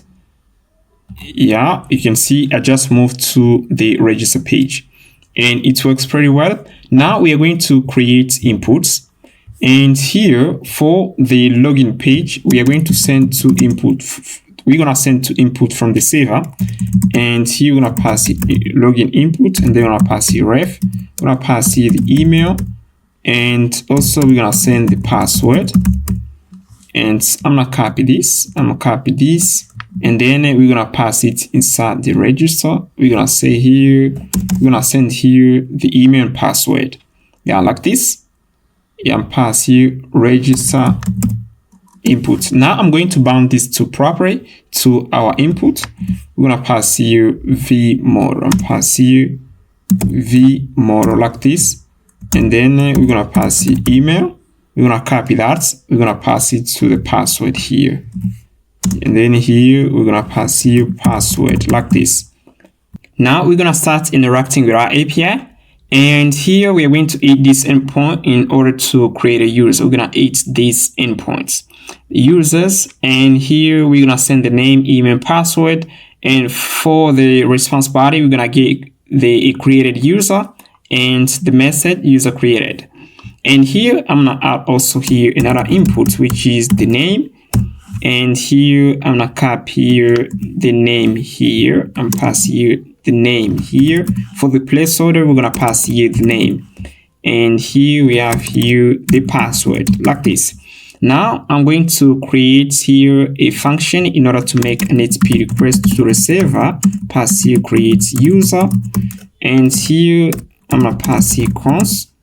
I'm gonna pass here res, and here await. I'm gonna pass here await fetch.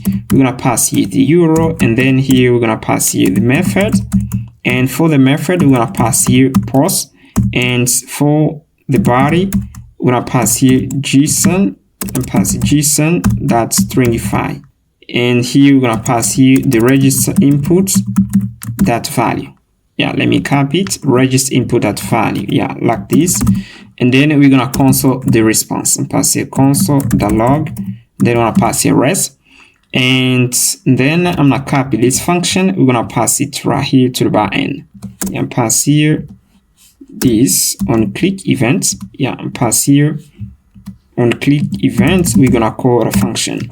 And you can see actually we already run our Laravel server. I'm gonna copy the base. I'm gonna copy the base URL, and then I'm put it inside the env file. And we're gonna head inside the env file, and then I'm passing the base URL. And then we're gonna pass it here, and also we're gonna create the API base URL, API base URL. Yeah, like this. And here for the API base URL, we're gonna pass here /API like this. Now we are going to head in the Nuxt.config.ts, and then we're gonna define these keys, runtime config, and then we're gonna pass here base URL. Base URL is equal to process, and pass process.env that's base, and pass here base URL. And also we're gonna pass here the API base URL. I'm gonna copy this, and we're gonna pass here the API and pass the API underscore base URL. I'm gonna copy this, then we're gonna pass it here. Now we're gonna head inside the register page, and then we are going to get access to these public keys and pass it public. Yeah, like this. And then in here, we are going to use a composable use runtime config in order to get to the keys, and pass here config is equal to use runtime config, and pass here use, and then I'm pass here runtime, and pass here runtime config like this.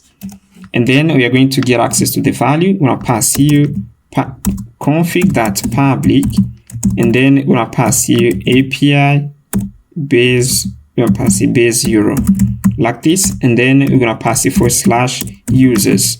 Yeah, this is the endpoint that we're going to use in order to create a user. And also I'm going to make sure we catch an error in case we get an error from the save, and pass here this try catch, yeah, like this. Then pass here an error, and then we're going to pass here console.log error like this. Now let's head in the browser, and then we're going to try this again. I'm going to refresh the page, and we are going to move inside a console in order to debug this request. And here I'm now heading in the network tab, and then I'm click create an account, and we have here an error. It seems they don't find this endpoint, the user's endpoint, they don't find it. Now let us check inside the API.php, and in here inside the API.php we got here register and login.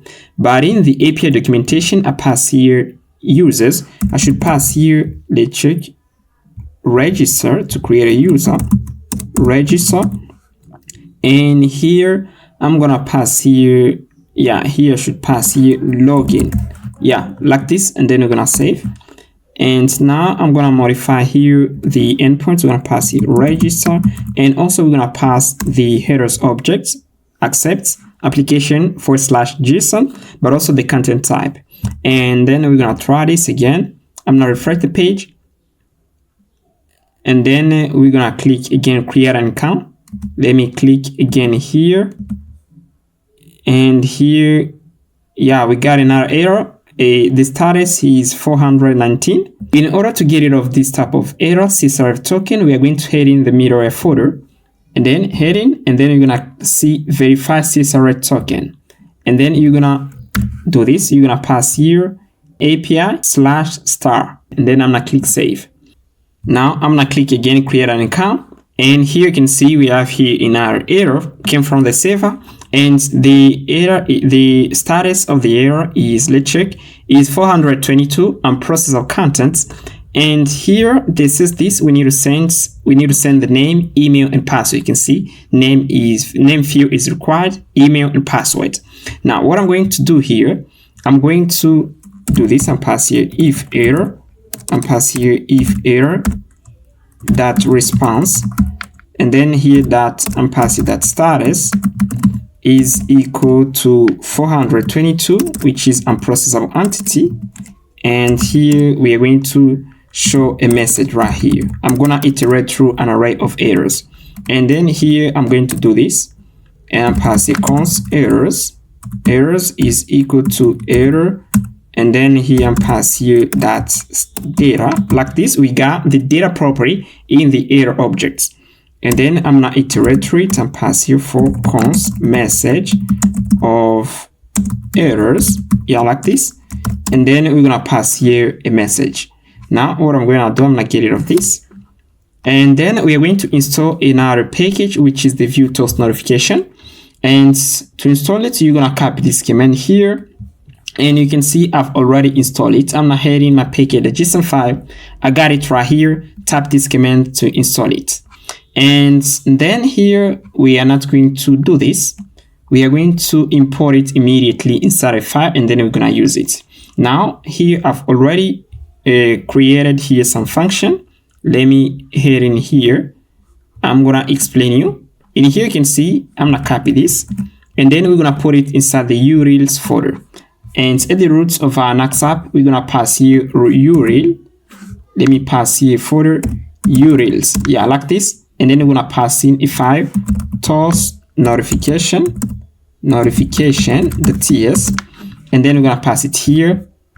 Let me explain you everything right here. I'm gonna get rid of this, yeah. And then here you can see I just import here, yeah, I just import here the use toast composable, and then I import the theme sugar.css, the CSS of the toast notification plugin. And then we are going to do this, and then I just created here two functions. The show error function, we're gonna use it to show an error, and we use the toast object in order to get access to the error function and to get access to the success function. And we pass it some parameter right here, like position, duration, and dismissible. Now we are going to call the show error function inside the register page, and then I'm gonna pass here show error, and here I'm gonna pass here the message like this. Yeah, let's try it again. And here I'm gonna refresh the page here, and then we're gonna click again here, create an account. I'm gonna click here. Yeah, you can see the name. Yeah, it works pretty well. You can see we have here a bunch of message. And click again, create an account. You can see the name field is required, the email field is required, but also the password field is required. If I pass here the name Ben, and I click here and I pass here the email, I pass it ben@gmail.com, we're gonna get one message. They're gonna say this: the password field is required. The email has already been taken. And pass here Ben12, and then they're gonna say the password is required. Like this, you can see it works. Now, what I'm going to do here, I'm going to create another reactive property. We're gonna name it loading, and we're gonna use it so that we are not going to allow the user to make multiple requests to the server. You can see if I click here, and we are making an HTTP request to the server, and we are going to disable the backend. We're gonna create a property that we're gonna use in order to disable the backend when we are making an HTTP request. If the HTTP request is in the pending status, we are going to disable the backend. And here I'm gonna create here another property and pass a const loading, and we're gonna assign it a default value false, and yeah, like this. And then we're gonna pass here loading the value is equal to true. Yeah, else here we're gonna pass here false when we finish making an HTTP request, and then here I'm pass here false like this. And we are going to move to the backend, and here I'm pass here another attribute disabled, and here I'm pass here disabled true. I'm pass here loading, and here disabled true. If we are making an HTTP request to the server, we're gonna say disabled is gonna be true right here, and here I'm pass here this pass here loading is equal to true. Yeah, if loading is equal to true, we're gonna say processing else we're gonna show this message create an account like this, create account. Yeah, and let's check again. And now I'm gonna click here. Yeah, you can see we don't have the possibility to make two HTTP requests to the server while one is pending. Yeah, we just fix it. And here now I'm gonna try to create a user and see what we're gonna get from the server. And here I'm now heading the network tab again, and then I'm pass here the name Ben. I'm pass here ben12@gmail.com, and then the password 123456, and then I'm gonna click create account. Yeah, let's see what we got right here. Yeah, we have created a user. You can see we got a response from the server. We have here an object which contains the created user, but also the message, your account was created. Now, what I'm gonna do here, yeah, we have here user and the message. Now I'm gonna show up the message, and then here I'm gonna do this. Pass here success message, and then we're gonna pass it res that message like this. I'm going to move to the login endpoints. Now I'm gonna copy this code here, and then I'm gonna put it inside the login page here, and here I'm gonna pass it here and in here we're gonna get rid of the register input. I'm gonna copy the login input, that's what we're gonna use, and here we're gonna pass here login user, and here for the endpoints login, and here we're gonna pass here the inputs, and then I'm gonna check here everything is correct, And here, once we got right here the data, we're gonna put it inside the local storage. Then pass here console.log, and then pass here res. And here, if we got an error from the server, we're gonna show it up. And here we're gonna pass here vmodel directory, pass here vmodel, and then is equal to login input.email. And also we're gonna pass it to the password input here. Pass the password. And I'm gonna copy also the function login user. We're gonna bind it to the backend. And then here on click events, we're gonna make a NetP request to the server. And then here like this. Then I'll pass it disabled. And then is equal to loading. Pass it loading.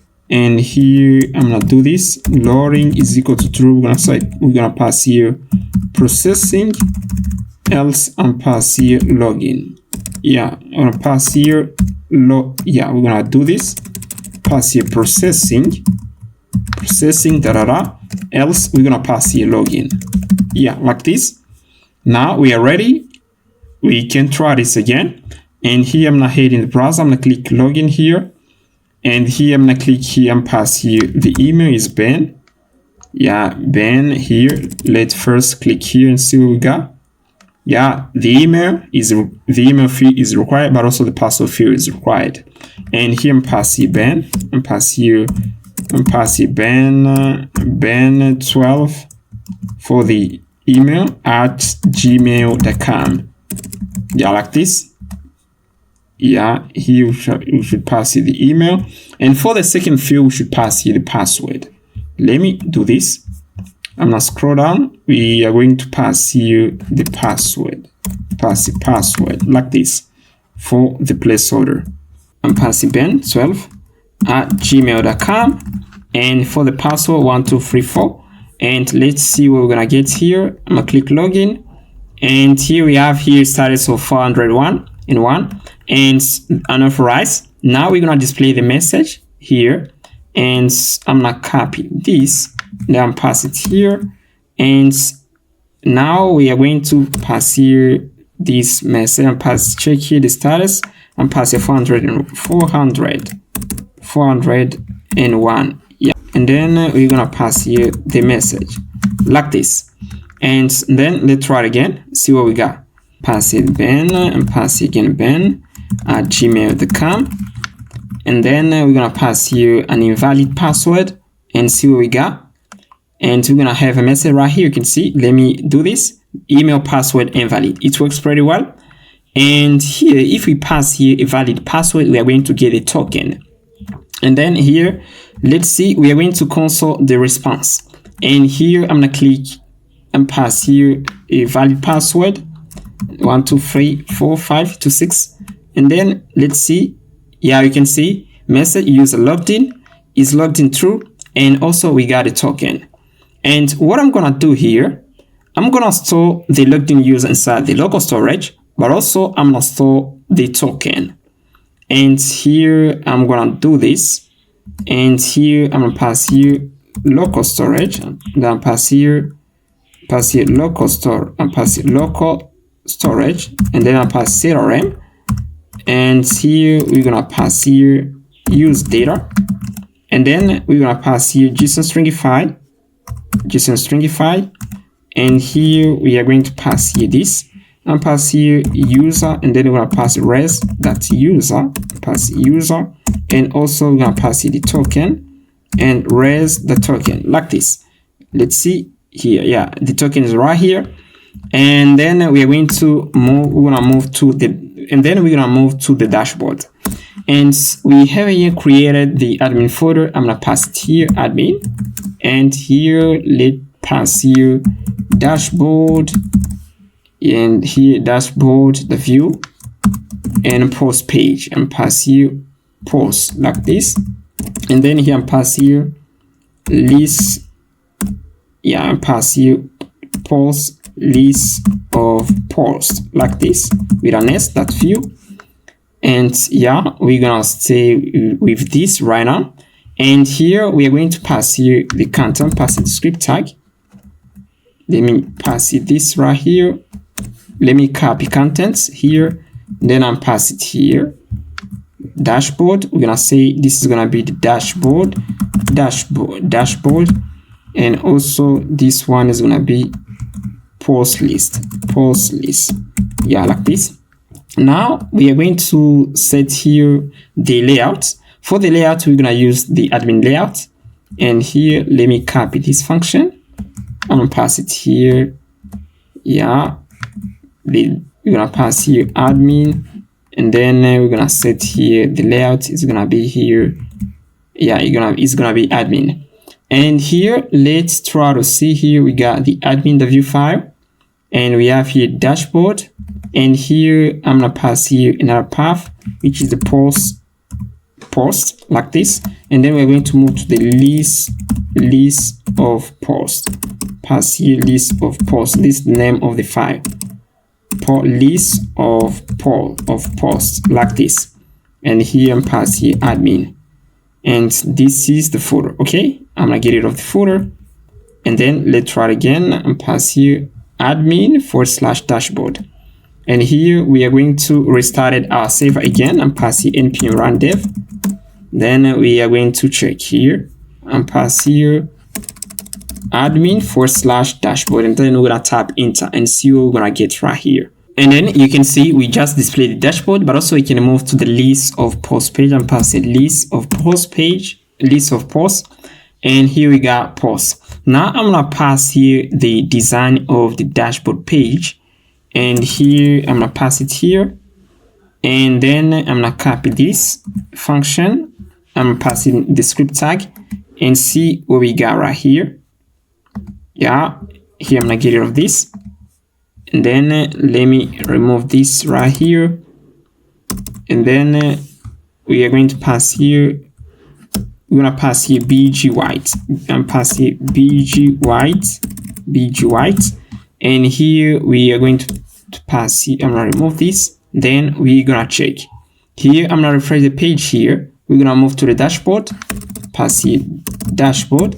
Then we're gonna see, yeah, you can see we got a little menu right here.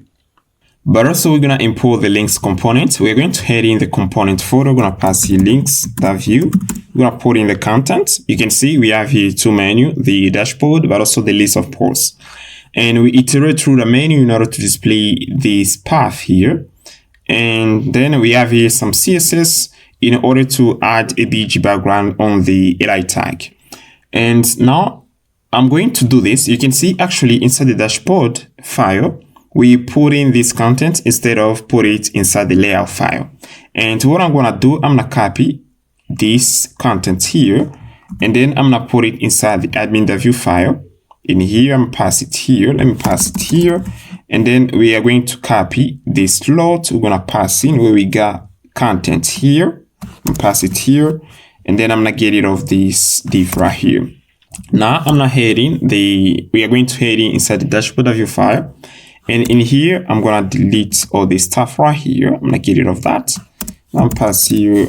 I'm gonna do this. I'm gonna get rid of this div here. Yeah, like this, and then I'm gonna stay with this.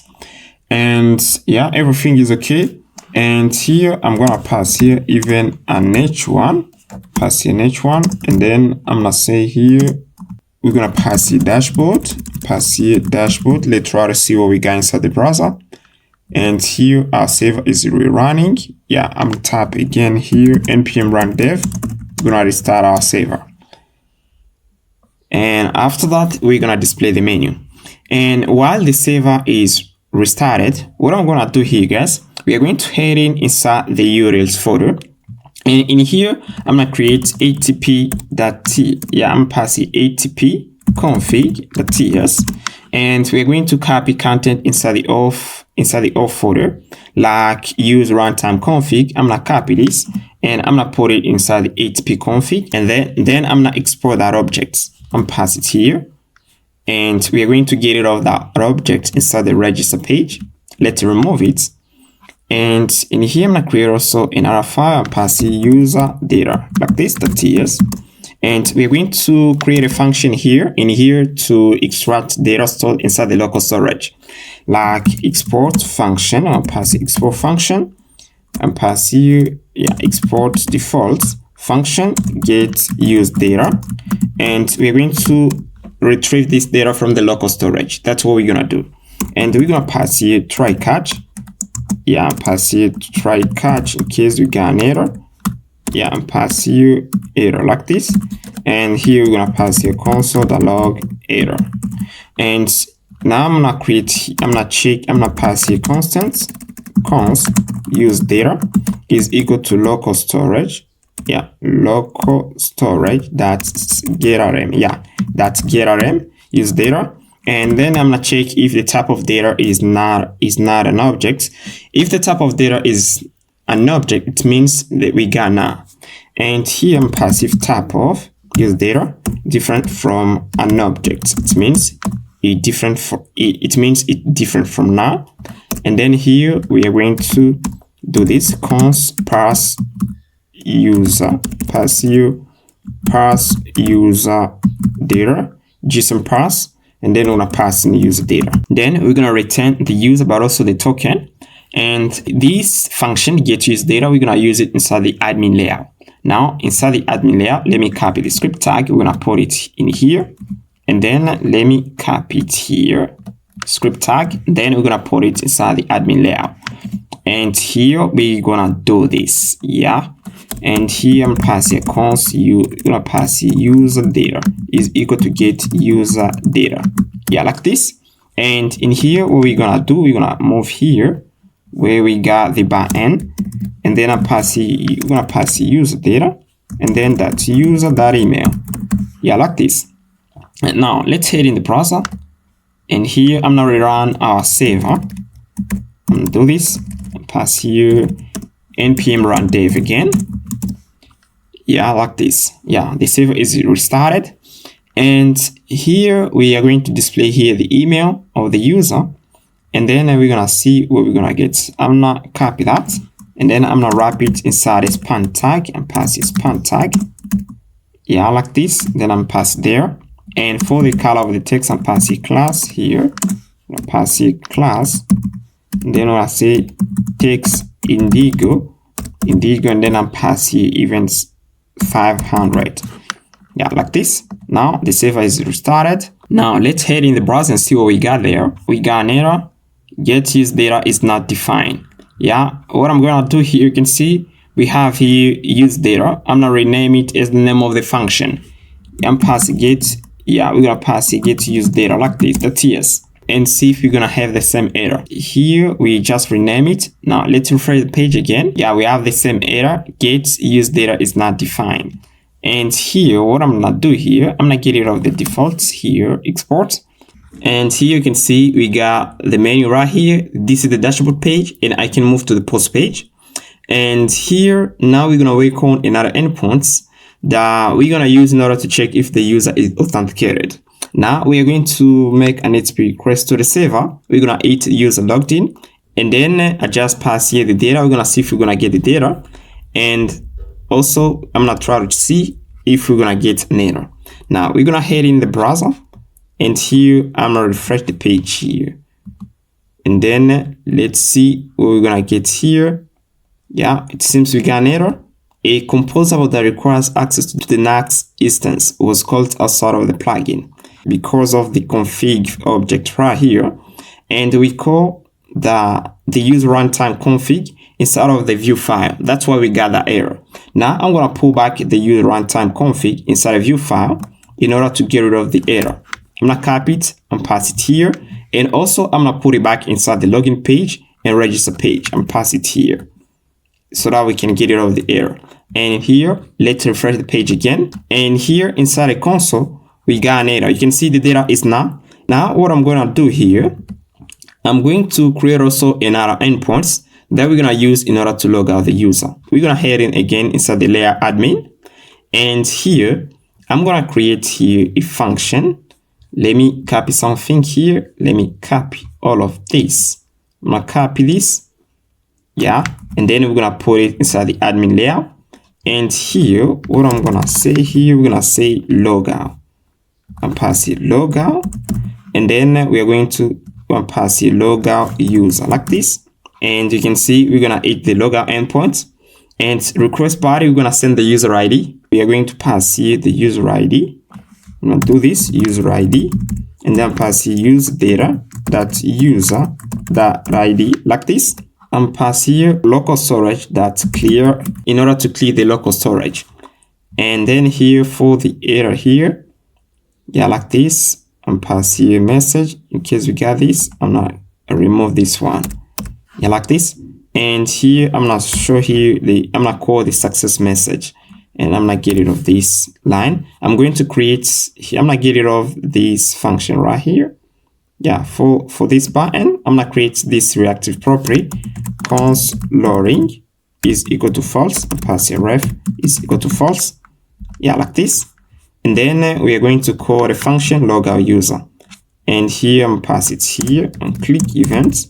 We're gonna call here logout user. And here I'm gonna do this. If loading property is equal to true, we're gonna say here logout and pass here processing. Yeah, like we're gonna pass here processing else we're gonna pass here logout. Yeah, like this. And then let me check again. Yeah, everything is correct. Now we're gonna try this. And once we just looked at the user, we're gonna move to the login page. And here I'm pass here window. We'll pass here window that location.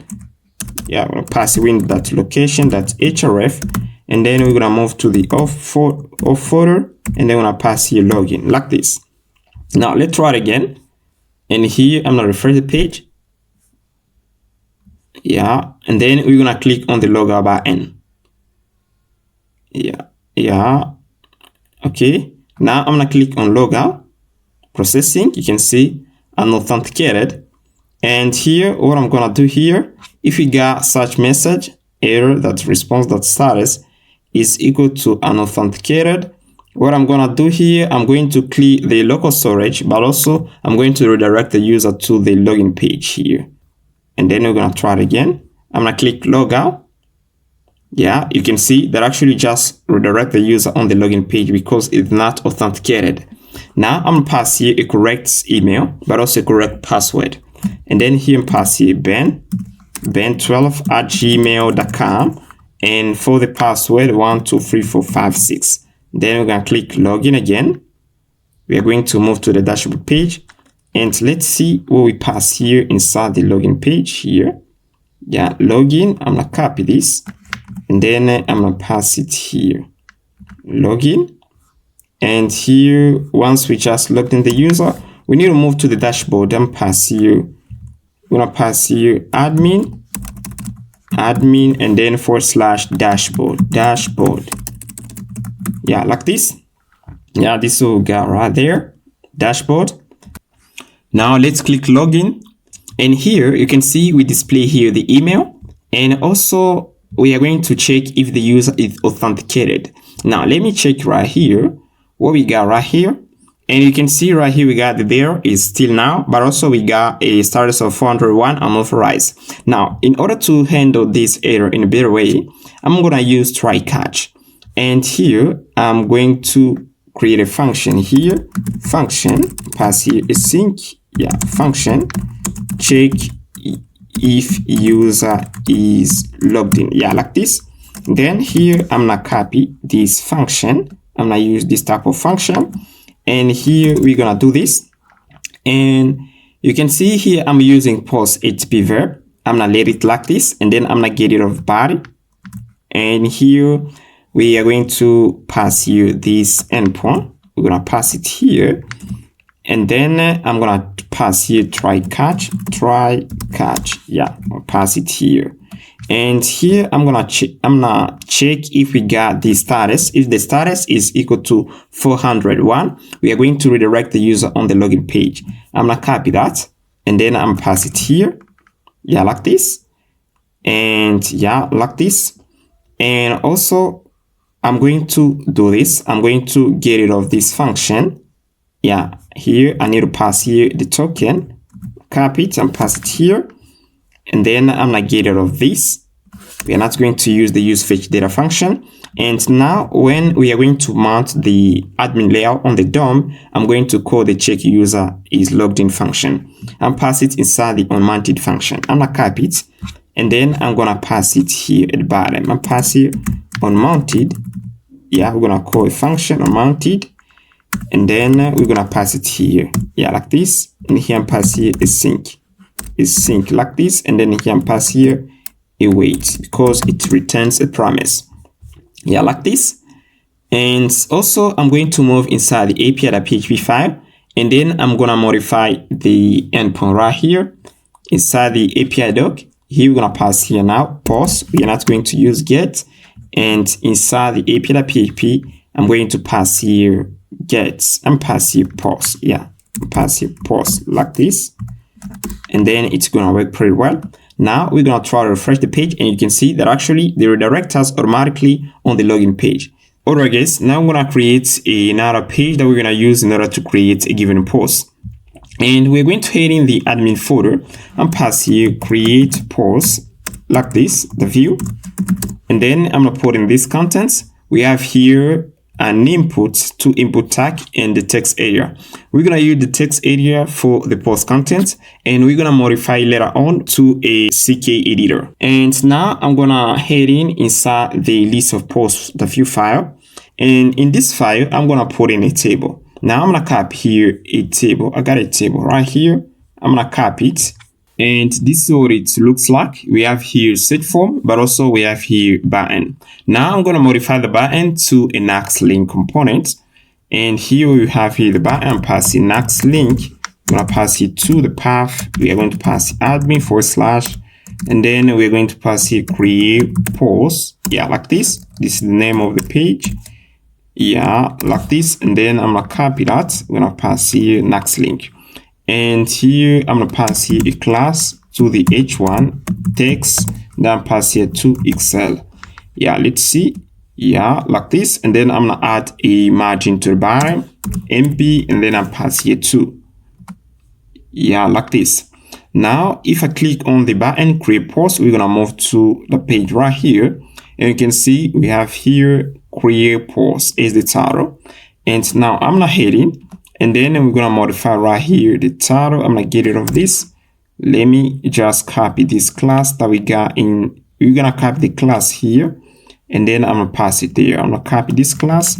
And then I'm going to pass it to the H1. Yeah, like this. And we have the same thing. And here, yeah, we have create post. We have the title, but also we have here a text area that we're going to modify with a CK editor later on.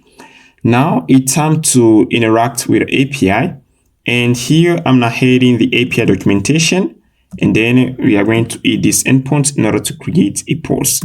Then I'll pass here post like this, and then we have here an endpoint. Yeah, you can see secured endpoints, and we have here post. If we send the title but also the post content, we're gonna create a post. And for the response body, you're gonna get a message post created. Now what I'm gonna do here, I'm going to create these 2 inputs. I'm now heading inside the create post page. We're gonna do this const and pass it const post input is equal to this and pass it ref. And then here I'm passing the title. Yeah, we're gonna pass it the title, but also we're gonna pass here the post content and pass it here. Yeah, like this. And here I'm gonna copy a function here. Yeah, I'm gonna copy this function. Let me copy this one. Yeah, I'm gonna copy all of that. Yeah, let me copy even the use runtime config. I'm gonna copy all of this, and then I'm gonna put it there. I'm gonna copy that, and then I'm put it inside the create post page here. Yeah, like this. Yeah, like this. And in here, we are going to send here we're gonna send the post input. I'm gonna copy that. Then we're gonna pass it here. For the endpoint, we're gonna pass here post. And for the token, I'm gonna get in the dashboard page. Let me copy that here. Yeah, I'm gonna copy the authorization property, and then I'm gonna pass it here inside the create post page. Here we are going to import also the get use data, and here I'm passing const use data is equal to get use data. Yeah, like this. Then we're gonna pass it here. We're gonna get access to the token, and then we are going to send the post inputs. And here I'm going to call a function create user, and here we have here our inputs. I'm passing v model.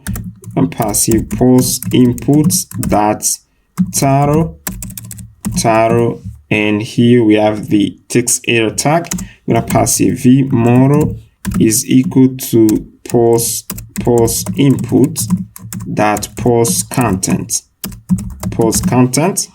and then for the button here I'm passing on click event. We are going to call the function create post. I'm passing create post like this.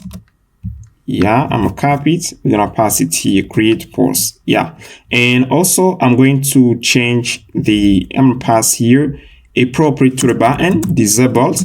When we are going to make an HTTP request and the loading reactive property is equal to true, we're gonna disable the button so that the user can't make 2 HTTP requests to the server at a time.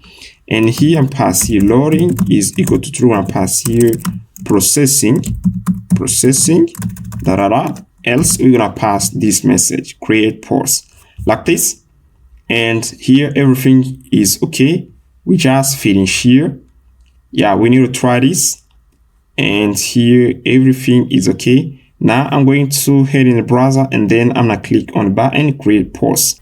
Yeah, no issue. I'm gonna click create post. Processing, you can see the title field is required and the post content. If I click here again, the title is required, but also the post content field is required. And here I'm gonna pass here title. What is JavaScript? I can say is an object-oriented programming. And then I'm click create post. Post created. Yeah, we just created post. And once we just created post, I'm going to initialize the inputs. And here I'm gonna pass the post input that value is equal to an object. Like this, let's try it again. And here I'm passing what is Pinia. I'm passing what is Pinia. Pinia is a state management. Pinia. Then I'm click create post. And here you can see post created, and we just initialize the inputs. Now I'm going to display here a list of posts here on this page. Now what we are going to do, we're gonna head inside the list of posts, and then I'm gonna create a component here. I'm gonna copy all of that. Yeah, and then we're gonna head in the component folder, and here we're gonna say post list table. Yeah, pass here the view. Then we're gonna pass in the table, and here we're gonna define a component using the define props macro. And here I'm passing post. It's gonna be an array. We are going to iterate through it, and we're gonna pass here v4 is equal to post in post, and here I'm passing the key post.id. It's better to use option chaining in case to avoid an error. If we don't find that ID in the post array, we're gonna have here undefined instead of an error. And here, if we have a look to the API documentation here, we're gonna hit this endpoint right here, post, like this, with a get HTTP verb. We are going to get an array which contains this data. We're gonna have the title, post content, and the image. Now I'm gonna pass it here, and here I'm pass here vbound. We're gonna pass here post.image, and also we're gonna pass here post.title, post.title. Now I'm gonna import the post list table inside the list of post view, and then we're gonna pass it here. And here we are going to pass here the data, and we're gonna use the use fetch in order to hit that endpoint. Now I'm gonna head in here, and then I'm gonna copy this function. I'm going to pass it here. Yeah, right here. And then where we got $fetch, I'm passing use fetch, and then we're gonna pass here post like this. And for the HTTP verb, we're gonna pass here get like this, and then I'm gonna get rid of the body. Yeah, we're gonna send the authorization, and I can get rid of the content type. Yeah, I'm gonna get rid of that. And then here I'm going to get here the data and the error. And then I'm gonna try to check here where we're gonna get here when we're gonna visit the page. and then here I'm passing the data. And now it's, yeah, we are ready. Now let's head in the browser and see what we're gonna get here. I'm gonna refresh the page, and then config is not defined. Now I'm gonna import config right here. Const config is equal to use runtime config, like this. Yeah, let's see again. Now I'm gonna refresh the page again. And here, yeah, use data is not defined. Yeah. Also, we should import the get user data function. I'm gonna copy it, and then I'm pass it here. And pass it here. And then we are going to display the data here. Let's refresh again. And then you can see that actually passes the data. And what I'm going to do, I'm going to iterate through the data. Here, I'm going to uncomment here the post list table like this. And then I'm pass here data, the data. Yeah, data, the data. We're going to use here option chaining. We're going to iterate through data. And here you can see we get the data inside the table. And also I'm going to extract here another property, which is the status. The status property right here is like the loading reactive property that we create inside the login, the view file. And when we're going to make an HTTP request to the server, the value is going to be to pending, else it's going to be success. Now I'm not heading the post list table. And here I'm passing another prop here, which is the status. And I'm going to pass it here. I'm gonna copy this. Let me copy this here. And then I'm pass here. I'm gonna say this is gonna be a div here. I'm passing v if is equal. Yeah, I'm passing v if. We're gonna say the status is equal to pending. Pass it pending. Yeah, like this. And then we're gonna say loading data like this. Else we're gonna pass here v else. We're gonna show the data like this. And then like I'm gonna pass here div, a small div like this. And now I'm gonna define here an event, which is the search that we're gonna pass to the inputs, to the search inputs. And when we are going to tap inside the input, we're gonna make an HTTP request to the server. I'm pass here const emit. Emit is equal to define emit macro. And then I'm passing the name of the event search post. And then I'm create here a reactive property.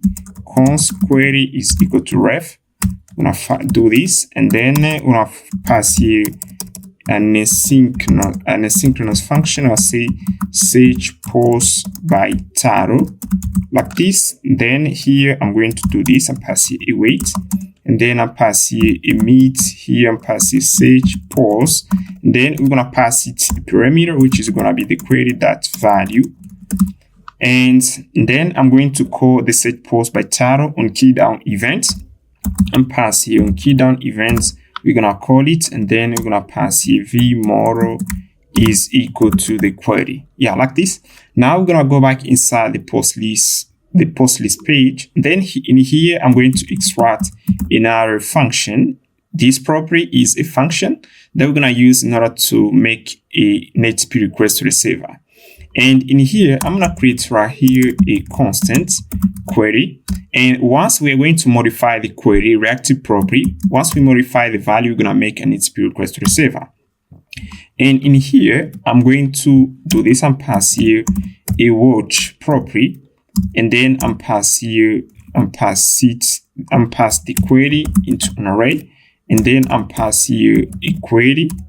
And then the value is gonna be the query that value like this. Yeah, this is what we're gonna send to the server. And in here, I'm going to use the debounce function so that we can't make multiple requests to the server when we are going to tap inside the inputs. And in this video, build Uberclone, I shows how to create the debounce function. I'm gonna copy it here, and then I'm gonna pass it here. Let me pass it here, and then I'm gonna create here a function const search post here is equal to, yeah, we're going to pass here search post, and then we'll pass here the debounce function so that we are not going to make multiple requests to the server. And then I'm going to pass here the search post var, and then here and pass here the search var is parameter. And then we are going to console here the search var. You're gonna see what we're gonna get. Console log search var. And then I'm gonna call the function here and pass it to the post list table and pass it here. And also we're gonna pass here the status is equal to the status. Yeah, you can see we got the status here. Now let's head in the browser and see what we got right now. And then in here, I'm gonna refresh the page here. And then you're gonna see we are going to get data here. Now here, everything is correct right here. And here in here too, yeah, everything is correct. And here we have an error inside the list of poster view. Now let's fix it. And in here, I'm gonna pass here something. Yeah, we got an error right here. Let me check here. Yeah, everything is correct right here, guys. Now we're gonna refresh the page again and see what we're gonna get. Yeah, I'm gonna head in the console and then I'm going to tap here something, pass here hello, and then you can see that actually you're getting right here an array. Now what I'm going to do, I'm going to get access to the value, and then we are going to pass here query.value, and then is equal to the search var. The search var is an array. Then we're gonna get access to the first item and pass here like this. And if we head in the browser, we are going to make right here, we're gonna make a search here. And here we are going to pass here the time. We are going to make an HTTP request to the server after 2 seconds. Once we just finish modifying the query, we're gonna make an HTTP request to the server. And here, let me refresh. Actually, our server right here, the Nuxt server is restarted. And I'm going to profitate to add here pagination. And here, in order to add pagination, we are going to install Laravel View pagination. And you're going to copy this command in order to add it. Let me do this. You're going to copy this command here, npm install Laravel View pagination.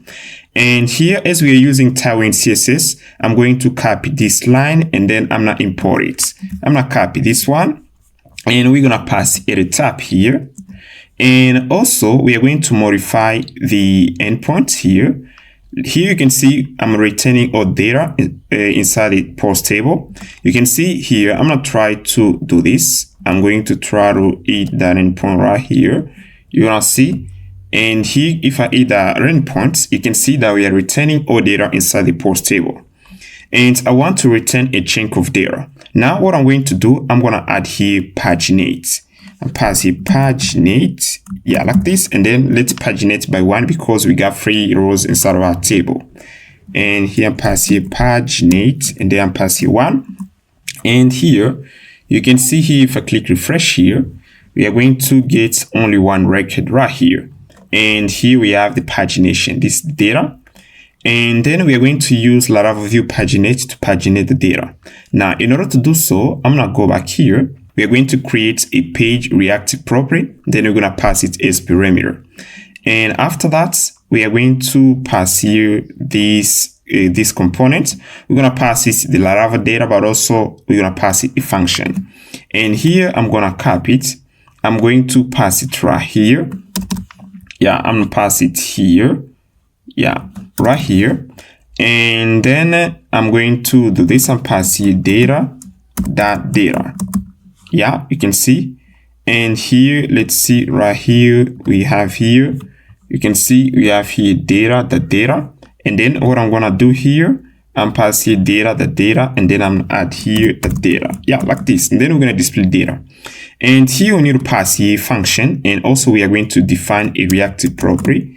I'm going to name it const page is equal to ref. The default value is going to be 1. Then we're going to pass it to the watch property. We're going to say they're going to watch it. If we modify it, they're going to make an HTTP request to the server. And here I'm going to pass here as page is equal and pass it page like this. And then I'm going to create here another function. I'm copy this.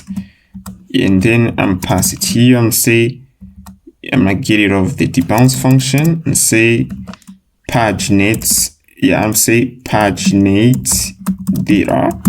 And here we are going to pass here. I'm gonna use here another function and do this. Yeah, like this. Then I'm getting rid of this. And in here I'm pass here new page. And pass new page var. And here we're going to pass here page that value is equal to the new page. Yeah, new page var. Then we're going to call the refresh function. You can see we have it right here in order to refresh the data, and it returns a promise. And I'm gonna copy it, and right here I'm gonna pass here a sync as it returns a promise. Then I'm pass here a wait here, and pass here a wait, and then we're gonna make an HTTP request to the server. Now we're gonna copy the paginate data function. We're gonna pass it here, pagination change page event. Then I pass it here, and then we're gonna head in the browser, see what we're gonna get here.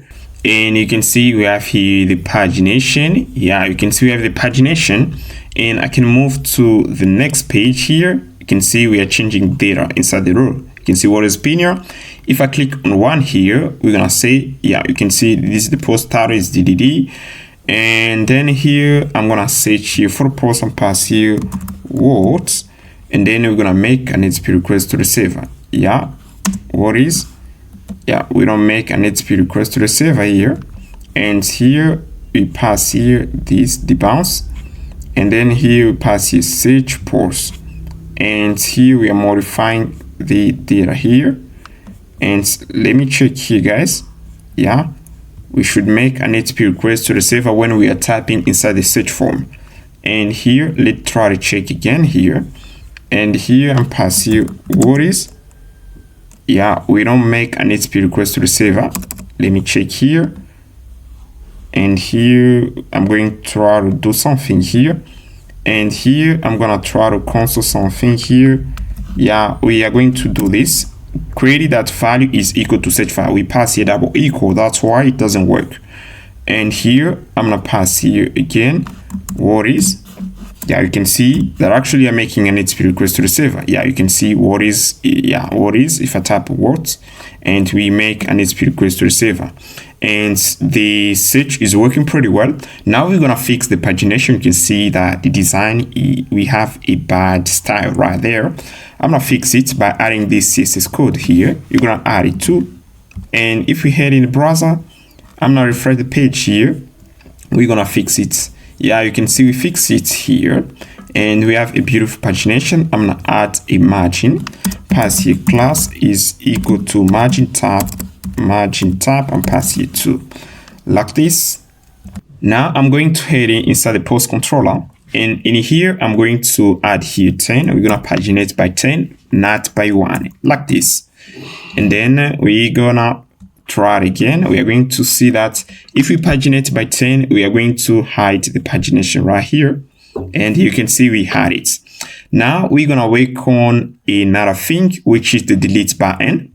Let me add it first. I'm going to head in the login.view file, and then I'm copy this button here. I'm gonna put it inside the table.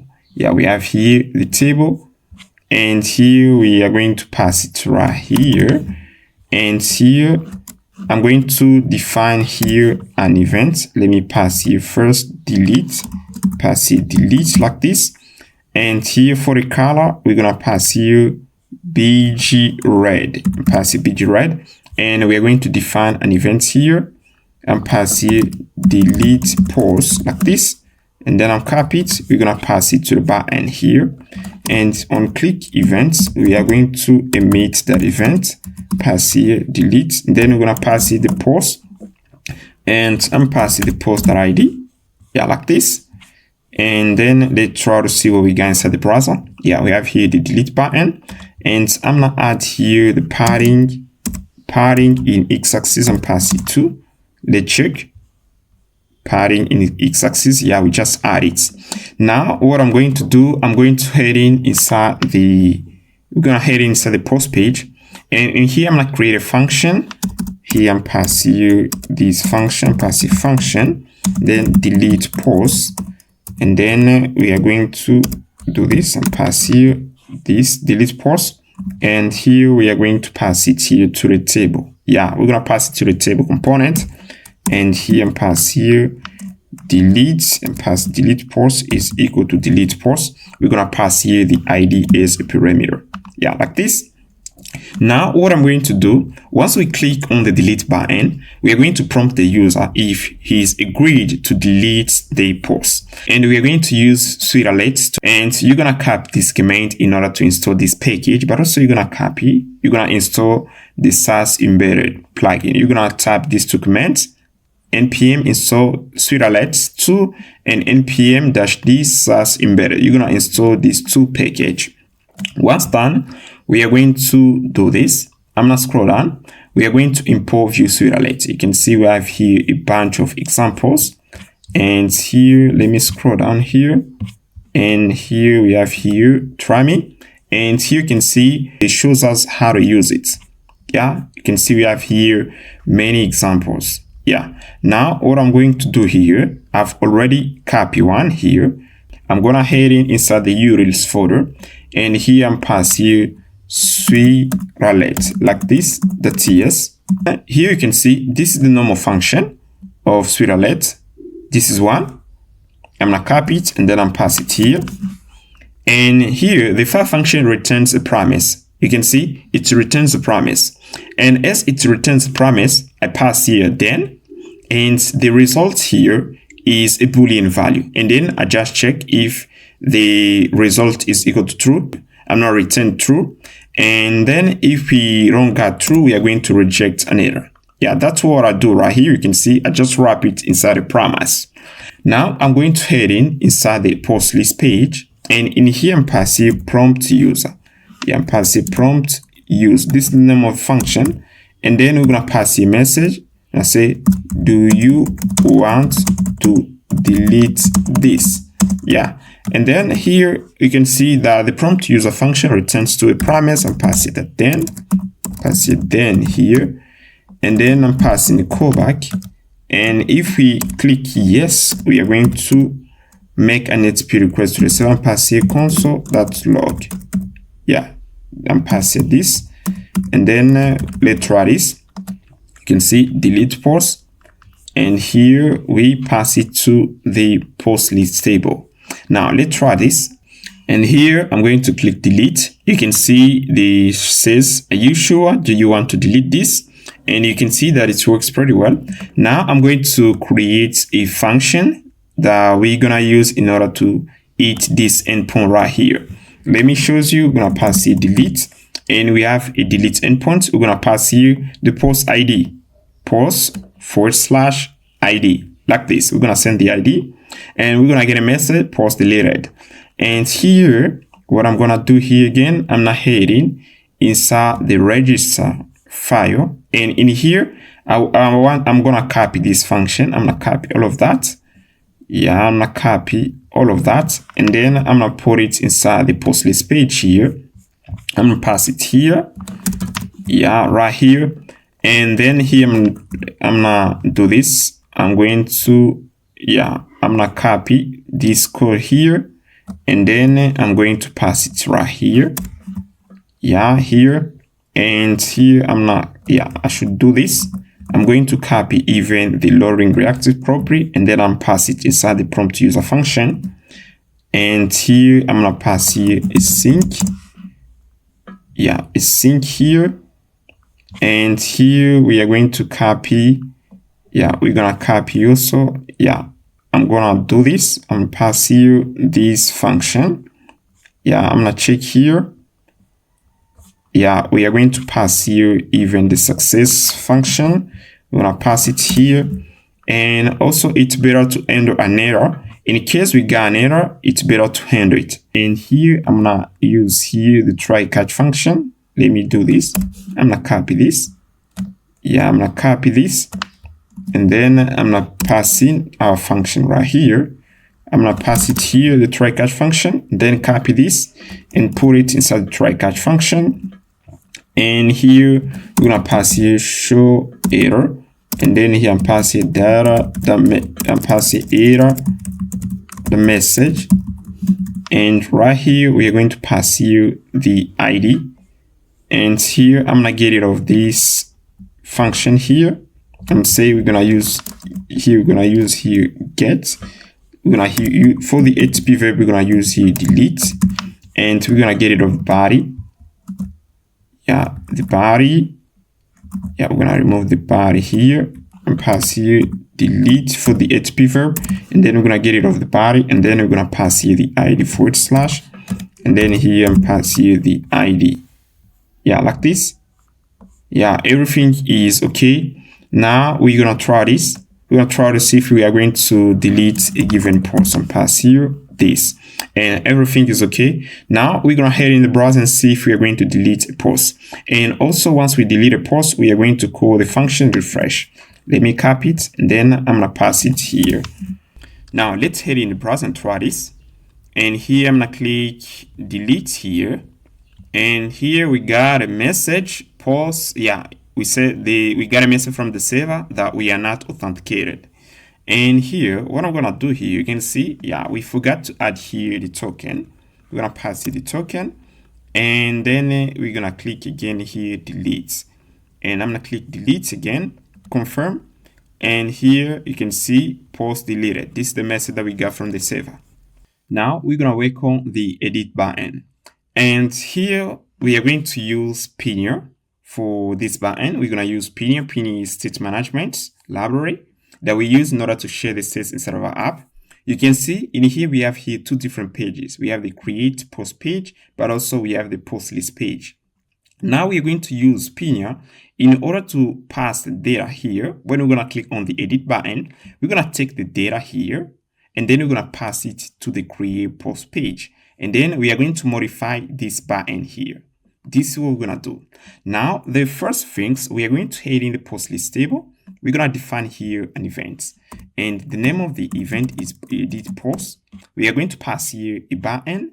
Let me scroll down and pass a button with a, and here you can see update and event edit post with a post object. We're gonna head in the post list page, and we're gonna create in the function and pass it the function, and then we're gonna pass it the post as parameter, and then I'm gonna console the post object.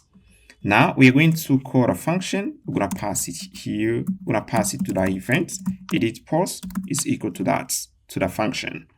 Now what I'm gonna do next, I'm gonna create a store folder, add the root of our project. Here we're gonna pass it stores. The name of the store, we're gonna name it post store. Pass here post store.ts. And then we are going to export right here a Pinia store. When I say const use post store is equal to define store, like this. And the define store takes two parameters. The first one is the name of the Pinia store. We're gonna pass here post store like this, and then we are going to pass here a function. We are going to return right here an object. Yeah, like this. Yeah, we're gonna do this. And here you can see we have here an error, and I'm gonna import right here the define store function. Let me import it to get rid of the typing error. And pass here define store. We're gonna import it from Pinia like this, and then we're gonna get rid of that error. You can see if we put our cursor over the define store function, it takes the parameter. Yeah, you can see the ID here, and the store setup is a function that returns an object. Now I'm going to create a reactive property here. We're gonna name it edit, and we're gonna use this property in order to decide if we are going to update or create a post. The default value is gonna be false, and here I'm pass here false. Now I'm gonna pass here return statement. We're gonna return it, and we are going to copy this content right here inside the script tag. We're gonna put it inside the post store. I'm gonna copy everything right here and pass it here, and then I'm gonna pass it to the return statement. Yeah, like this.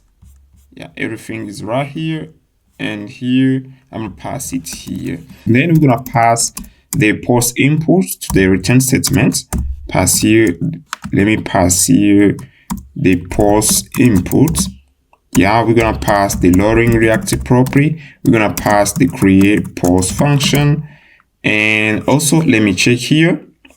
we are going to pass also the user data, but also the config object. Pass here user data and the config. Yeah, I'm gonna pass here the config object like this. And here, guys, you can see actually we still have an error here. These are typing error. And to get rid of this, we need to tap our post input object. And as I said before that we are not going to use typing in our projects, I'm going to pass here as any. But if you want to learn TypeScript, you can go check out this video. And here it says as any.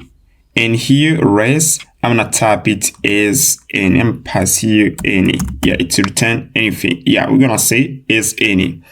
And if you pass here as any, we are going to get rid of the error. And here for the error, I'm gonna type it as any and pass here any like this, and then we're gonna get rid of the error. Yeah, you can see. And now what I'm going to do, I'm going to add here another property, which is gonna be the ID of the post. Yeah, like this. This is the ID. And here I'm passing a default value as now, like this. Now we're going to head inside the create post page, and in here we're going to import the poster and pass here const poster is equal to, we're gonna pass use poster like this. And in order to preserve reactivity, we're gonna pass here store to ref, yeah, like this, and then we're gonna pass here the poster, yeah, like this. And then we are going to get access to the post inputs, and here we have here other properties, like we have here the function and the lowering property, and pass here lowering. In order to get to the function, I'm gonna copy the poster, and then I'm gonna pass here poster that creates post like this. Now I'm gonna extract the edit reactive property, and then we're gonna use it in order to check if the value of the edit is equal to true. We are going to pass here the label for the button. We're gonna say update, else we're gonna say create, and pass here create, pass here create, and yeah, like this, update or create. Yeah, and now I'm gonna head inside the poster, and in here I'm gonna create a constant, const, I'm gonna name it const, yeah, and pass here euro is equal to edit that value is equal to true. We are going to add that endpoint in order to edit a given post. You can see, in order to update a given post, we're gonna pass here this endpoint post / the ID of the post. And here, what I'm going to do, I'm gonna copy this euro, and then I'm gonna pass it here, and I'm gonna pass here the ID and pass a post input that value that ID like this. And else we are going to pass this. We're gonna use this endpoint in order to create a post. Yeah, like this. And now I'm gonna format my documents, and then I'm gonna pass here to the fetch function, pass here the euro. Yeah, like this. And here everything is okay. Now we are going to head inside the list of poster view, and in here I'm going to pass the post input data.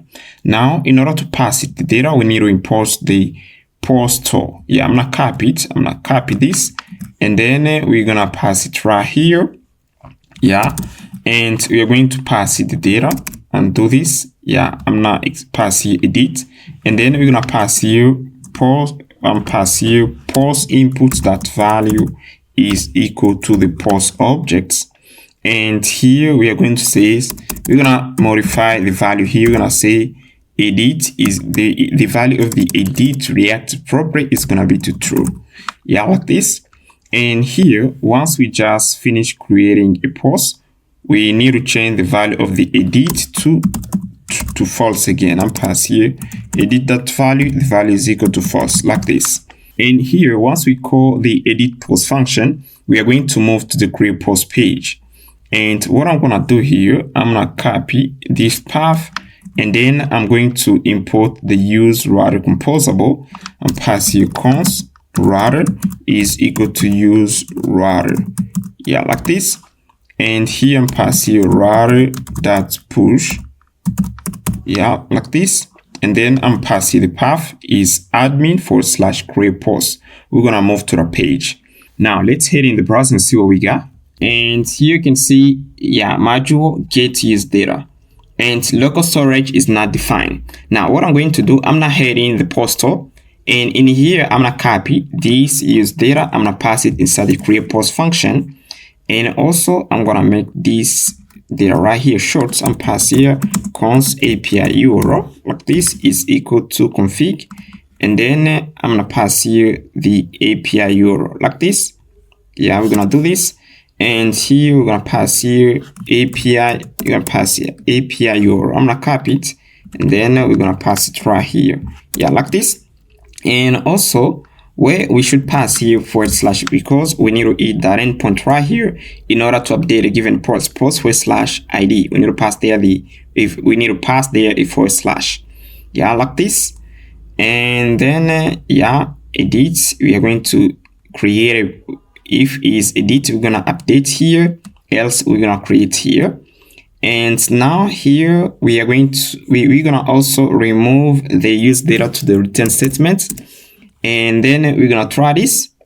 And now I'm not hitting the browser, I'm going to refresh the page here and see what we're gonna get here. Yeah, you can see we just display here the page, and if I click here what is GS, you're gonna see we're gonna pass here the data. You can see what is GS is right here, but also the contents. And now I'm gonna change the color of the button. And in here, what I'm gonna do again, I'm not heading the create post page.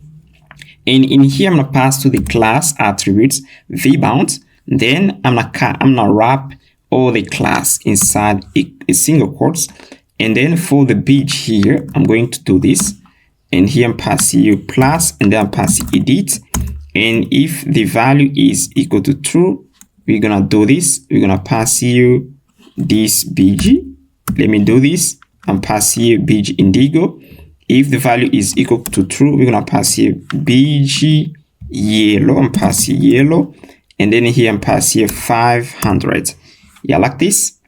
And now we're gonna try this again. Let's see. Yeah, we got here update. Yeah, we got a yellow button. And here I'm gonna add here space like this, and here update. And let me check again here.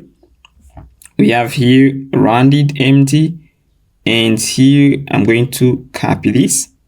Yeah, I'm gonna copy this. I'm gonna copy all of that. You can see actually the class here doesn't apply very well. It doesn't work. I'm gonna refresh the page to see what we're gonna get here on the back end.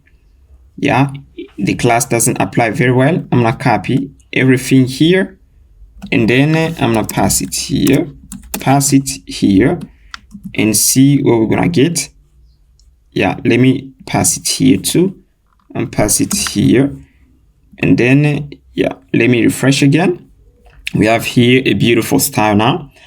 And now I'm gonna go back to the post list page, and then I'm gonna try to update a given post. I'm gonna click again update, and you can see we just changed the color of the button to yellow, and we can see the text is update.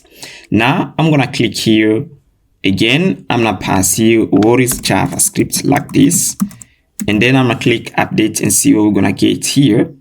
Update, and here we don't got anything. I'm gonna head in the network tab, and then I'm gonna click here update.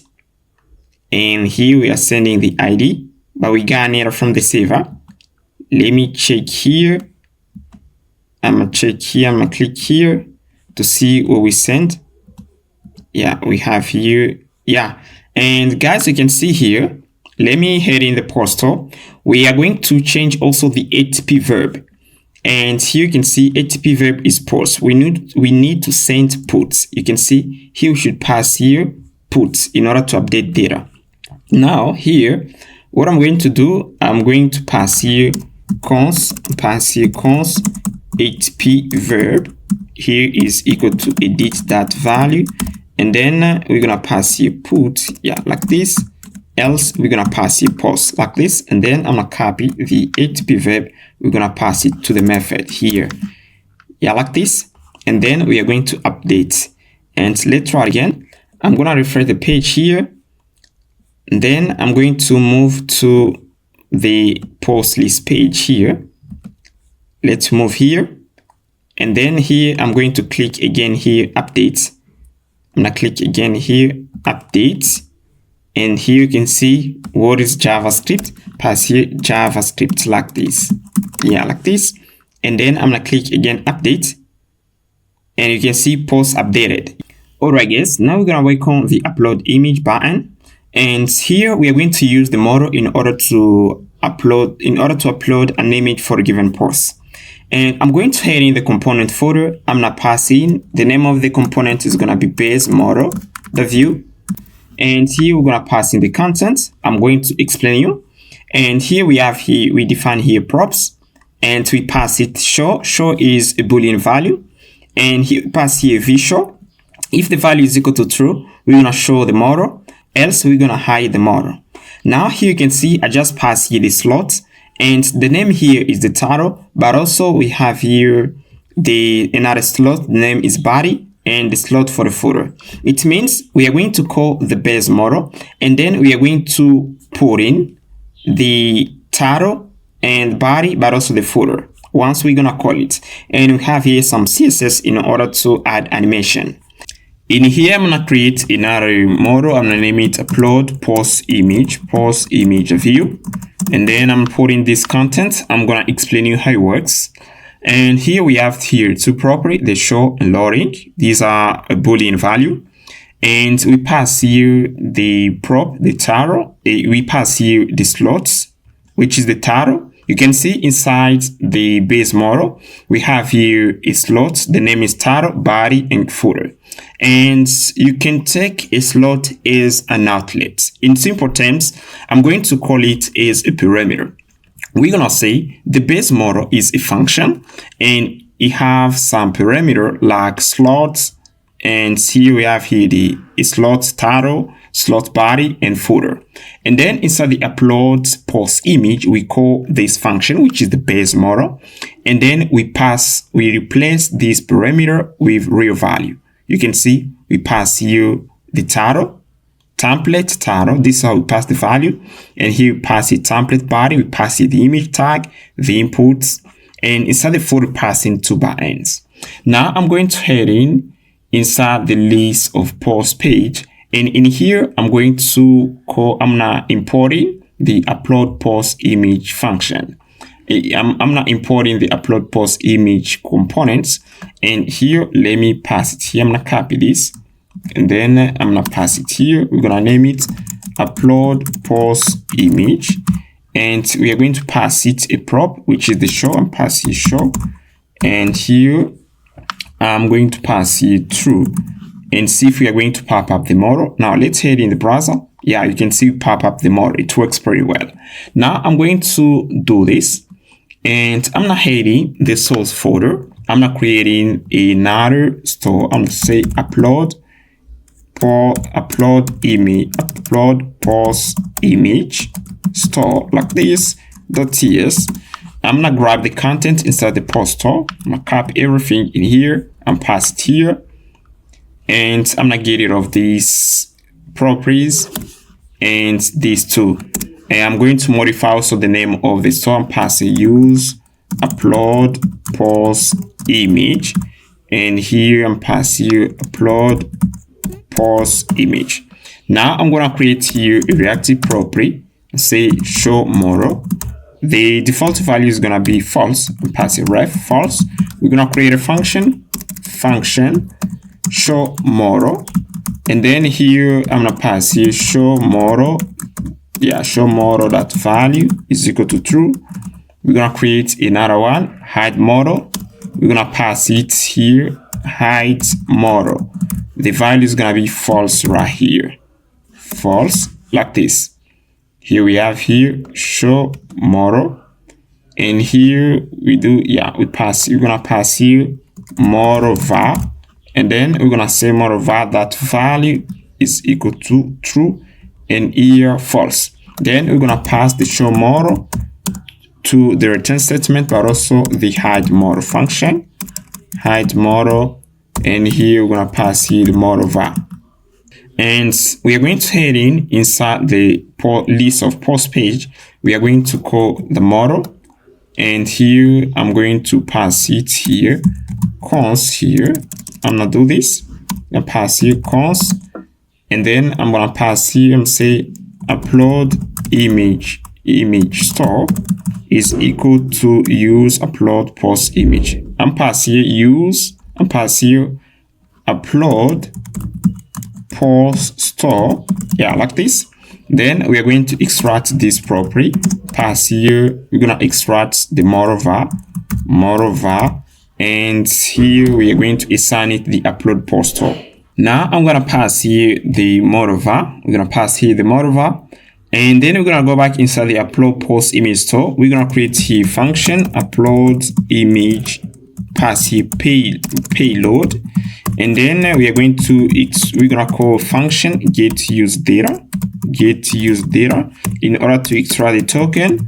We are going to return right here a promise, and here we're gonna pass here result rejects, and we are going to create my headers constant is equal to new headers, and I'm gonna pass here my headers. I'm gonna pass here headers, then I pass here append.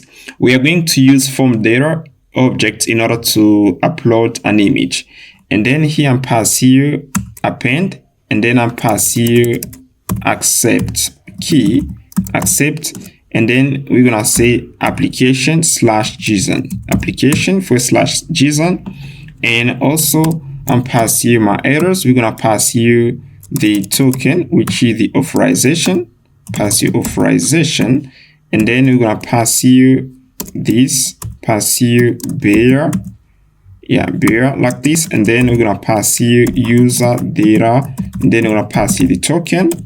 Also, we're gonna create a form data object here and pass here form data is equal to no form data. I'm gonna pass here form data append. We're gonna pass here a key. We are going to send the post ID, and here and pass here post ID, and also we're gonna send the image name here and pass here image, and then we're gonna pass here an image like this. And now I'm going to do this. I'm going to pass here the post ID. I'm say the type is gonna be a number. Yeah, the type is gonna be a number here. And also I'm gonna say the type of the image is gonna be a string. Yeah, like this. And here this says here, yeah, append text here. The type here should be a string. Pass here to string. And pass here the type here for the post ID, and pass here the type is gonna be a string like this. And here we're gonna pass here an object upload image payload, and then we're gonna pass here the form data. Let me pass it here, and we are going to resolve here the upload image payload and pass it here.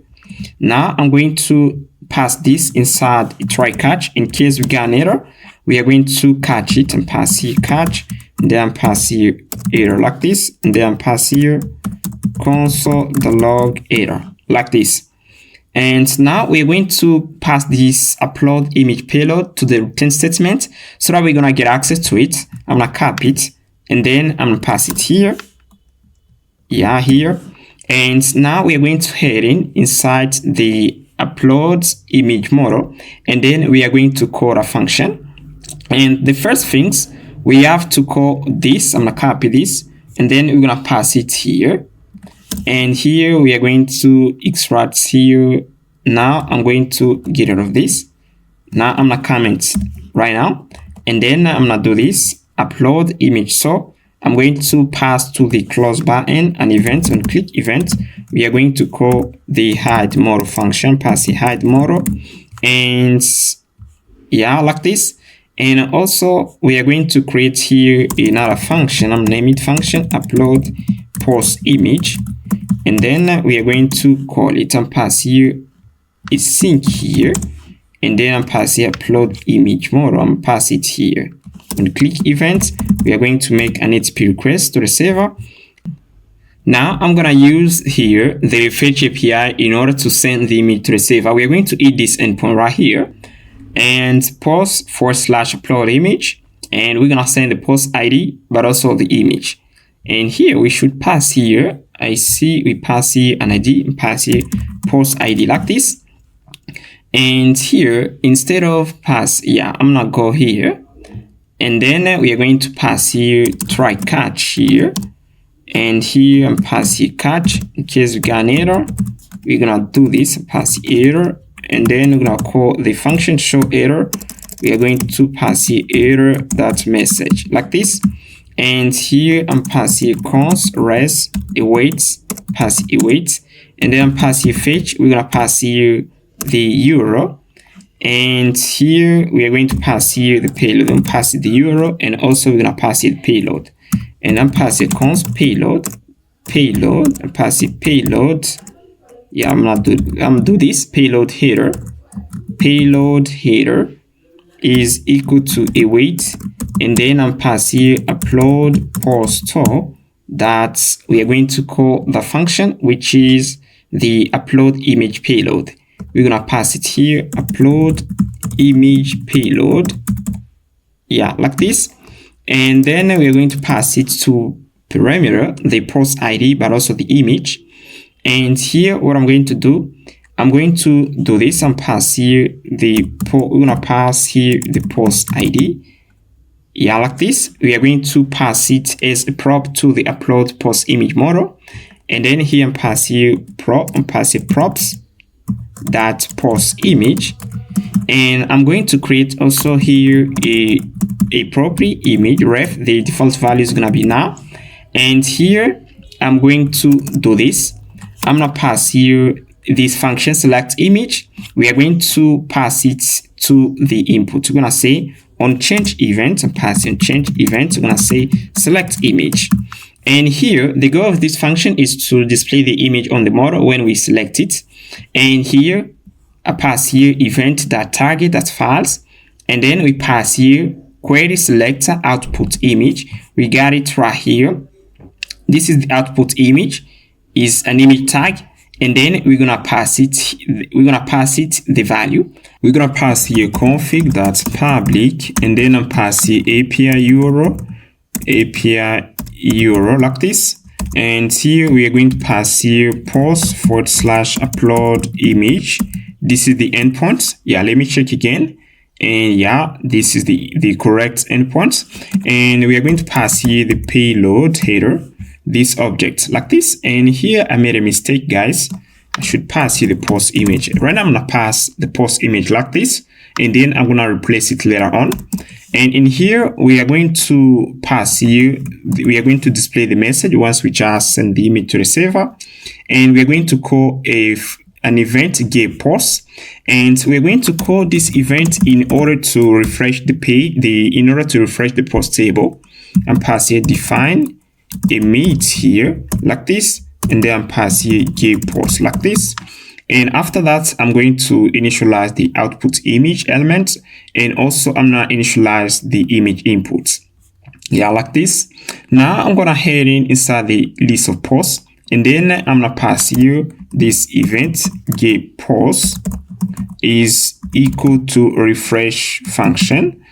Now the next thing is to pass here the ID, and here I'm going to head in. You can see here we are going to pass here a real ID, and we are going to head inside the post list table, and then we are going to define right here an event.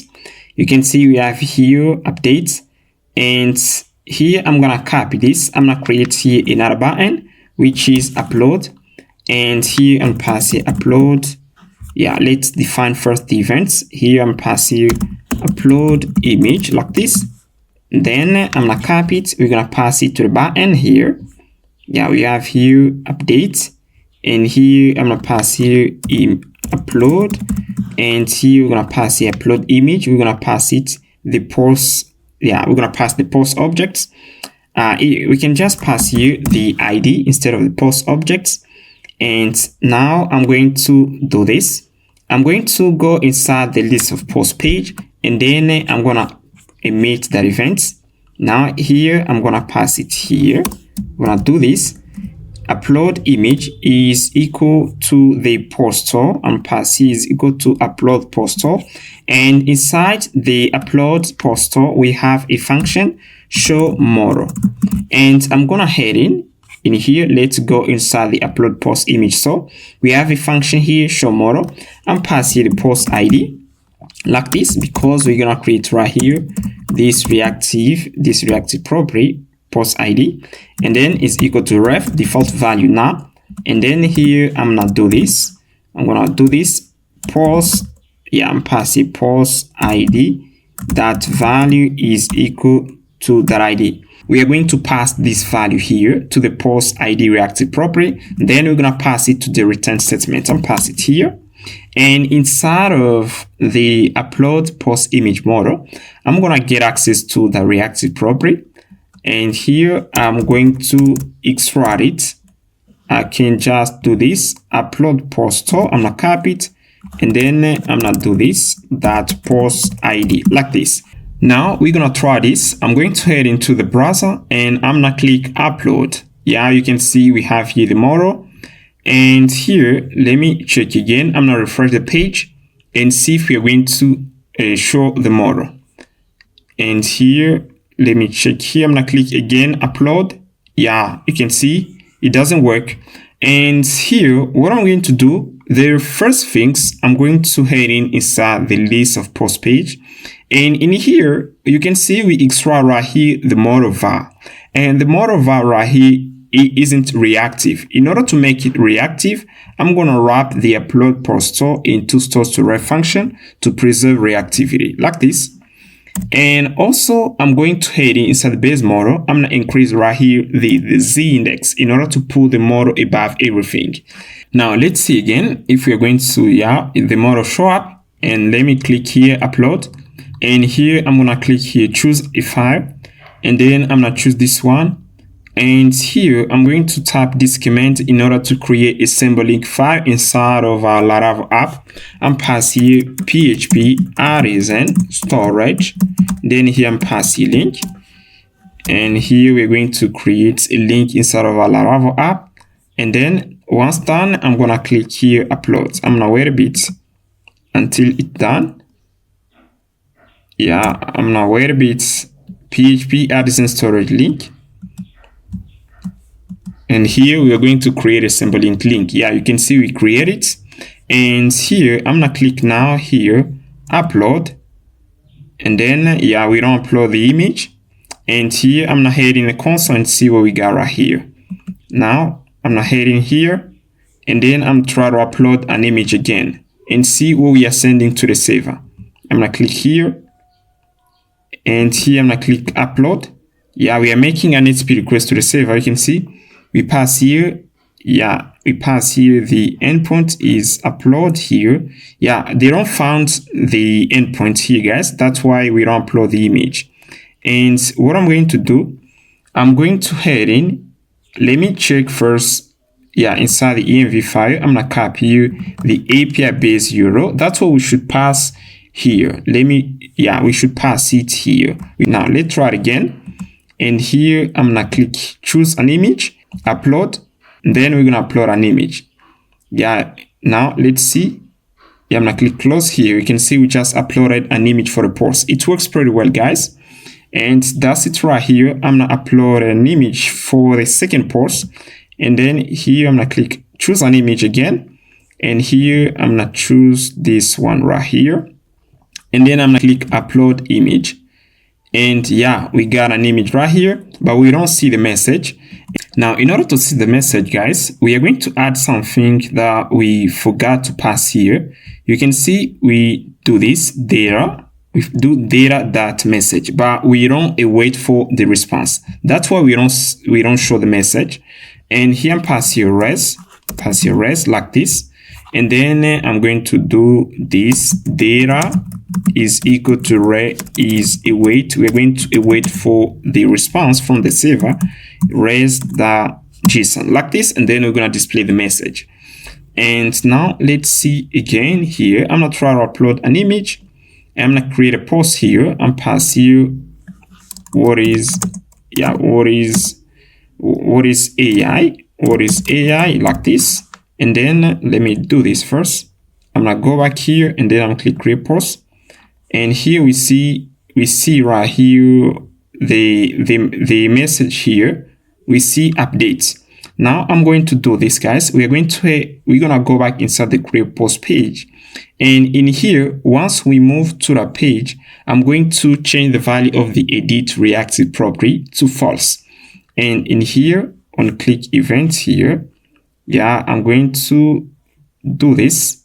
Now you can see if we head inside the create post page, I'm gonna go inside the list of posts, and we have here a bar in here. Let me check here. Upload post image, and we're going to head inside the post list table, and we have here a button here which is create post. And once we click on the button, we move to the create post page. Now what I'm going to do here, I'm going to create here a function and pass here this and pass here button like this, and then I'm gonna copy the path here, copy it, and then I'm gonna say this, and pass here function move to create post page like this, and then I'm pass here, we are going to import router, we're gonna import use router composable, router is equal to use router like this, then I'm pass here router the push, then we're gonna pass in the path like this. On click event, we're gonna call a function and pass it here. And click event, we're going to move to the page, and also we're going to modify the value here. And in order to modify the value, I'm going to import here this poster. I'm not importing the poster, I'm gonna copy this, and then I'm going to pass it inside the post list table here, and then I'm gonna do edit and pass here edit that value is equal to false, like this, and then like this, and then we're gonna try it again. Now I'm not heading in here, I'm gonna move here on post page, and then in here, if I click here update, I'm gonna click update here, we move here, if we go back and we click create, we are going to see right here. Also, we should initialize the input here. We should initialize the input. Now I'm going to initialize also the input and pass here post inputs, and then I'm gonna do this and pass it here post input that value is equal to an empty object like this. Now if we go back here, I click update, and then I go back and then I click here create, we are going to see an empty field right here. The title input empty, but also the parse content is empty. Now I'm pass here what is AI like this, and then I'm pass here content, and here I'm gonna click create. We create a post. Now we're gonna go back in order to add an image. We have it here, upload, and then I'm gonna choose here an image, here upload, and then let's see, post image uploaded. We just uploaded the image right here, guys. You can see we have it right here. Alright guys, now we're gonna install CK Editor. We are going to modify this text area inputs. The first thing you're gonna do, you're gonna copy this command in order to install CK Editor.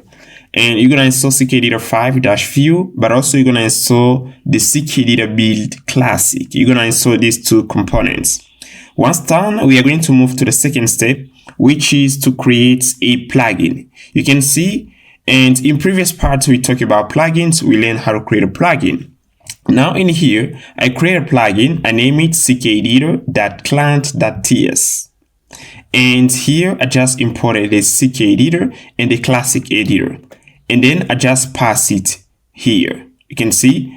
And you can see that actually a name here, the name of the file is ckeditor.client.ts. And this means that these components, this plugin is going to be rendered only on the client, but not on the server. We have here hello.ts.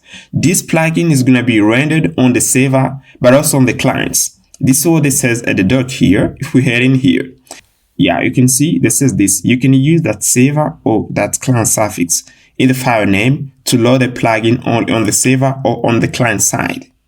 Now that's what we do right here. We are going to load the CK Editor, that's the CK Editor plugin on the client, but not on the server. The third thing to do is to create a component inside the component folder. You're gonna name it rich editor, that view. And in here, import the CK editor component. And then I define a prop right here, the value. And here I'm going to remove TypeScript. I can do this. I can do something like this. Yeah, that value, pretty easy. And then I just create an event, which is an input. And then we are going to emit this event in order to get access to the value. And I call that plugin. I use the use Nuxt app composable, and then I do editor.ckeditor.classic. And here we are going to head in now inside the create poster view file. And then in here, we are going to comment the text area input, and then we're going to pass it here. You can see I just wrap the rich editor components in the client only. It means we are going to render these components only on the clients, but not on the server. And I pass here rich editor, and we have a prop, which is the value. And then we pass here post content, post input content. And here we have here an event that we define inside the rich editor component, which is the input. And then we are returning here the event, and then we do post content that post content is equal to that event in order to get access to the value. And if I do this here, I just copy the post input, I pass it here. Yeah, I'm gonna pass it here. And then I'm going to type in. You're gonna see here, if I type here something, you can see that actually we are passing the past content, yeah, the value. And if I type here something inside the title, we pass it the value. This is how it works, guys. You're gonna do it. Now, the next things, we are going to try to create a post here. And here I'm gonna create a post and say hello world, and then I'm pass even the content hello world, and then I'm going to change the format, pass it bold, and then I'll click create, and we are going to create a post. Yeah, post created. And here I'm going to go back here. You're gonna see we're gonna have the post right here, and I can delete it. Yeah, like this. You can see we delete it. Now the next things, we are going to move the welcome page. I'm type here the base URL of our Nuxt app, and then we're gonna move to the welcome page. Actually, on the welcome page, is blank. We haven't yet put in anything. Now, what I'm going to do here, guys, I'm going to pass in a menu, and I have a Tailwind CSS menu here, default layout. You can see we have here layout, default, and then we're gonna pass here nav. If we head in the browser, you're gonna see we have a nav here, and here I'm going to pass here. I'm gonna change the button to NuxtLink and pass here NuxtLink like this. And then we are going to pass here the two attributes. And pass it to is equal to, we are going to move right here to auth/register like this. And here I'm gonna copy this and pass it here. Yeah, this one we are going to move to the login here, and here we are going to move to register. I'm gonna copy this, pass here, this, yeah, like this. And once we're gonna click on create an account, we are going to move to the register page. And here we have here in the Nuxt, yeah, like this. Nothing to add to put there. Also, I'm going to put something inside the index.view file, and we're going to put in some components that we're gonna use in order to display posts. Now, I'm going to copy also here some content here, like the footer of our welcome page. I'm gonna copy it and pass it here inside the default layout, and I'm pass it here. And also, I'm going to copy something here, some components.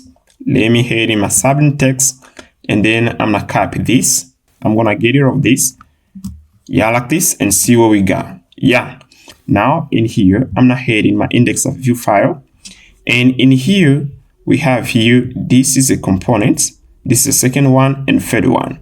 I'm gonna get rid of these two components. We're gonna stay with this one. I'm going to copy these components, and then I'm gonna head inside the component folder. I'm not creating car and pass you article list, the view. This is the name of the component. Then we're gonna put in the content. I'm passing the content, guys. Yeah, like this. And we are going to define a prop using the define prop macro. And pass you define props. Yeah, like this. Then we're gonna pass you pause, and we are going to iterate through it using the v4 directive. And pass you v4 is equal to pause in pause. Yeah, pause with an S. Then we're gonna pass you the key, and we're gonna pass you the key is equal to pause.id. Pause.id, like this. And here I'm gonna pass you an option chaining. In case we don't find the ID, we're going to remove the error. And here, yeah, I'm going to wrap that here. Yeah, we got an error. And yeah, we pass the v4 at the top level div here. That's why we got this error. Now, what I'm going to do here, guys, let me see. I'm going to create here a div. Let me go inside the index.view file. And then I'm going to copy that. I'm going to copy that. And then I'm pass it here. I'm going to copy all of this. And then I'm going to go inside the article list and pass it here. And then I'm going to get rid of this car right here. And then we're going to pass in the v4 directive. Let me copy this. Then we're going to pass it in here in order to remove the error, like this. Then pass a post.image, and we're going to pass a vbound like this. And we're going to pass also the title. Pass here post.title like this. And now I'm going to import that component inside the welcome page, and we are going to see if we are going to have the data. Now we're going to head inside the index.view file, and we're going to pass it here. I'm going to copy this function in order to get a list of data, and then I'll pass it here. We are going to iterate through the array. Pass here pause, yeah, like this, is equal to data, and pass data. Let's see what we pass here.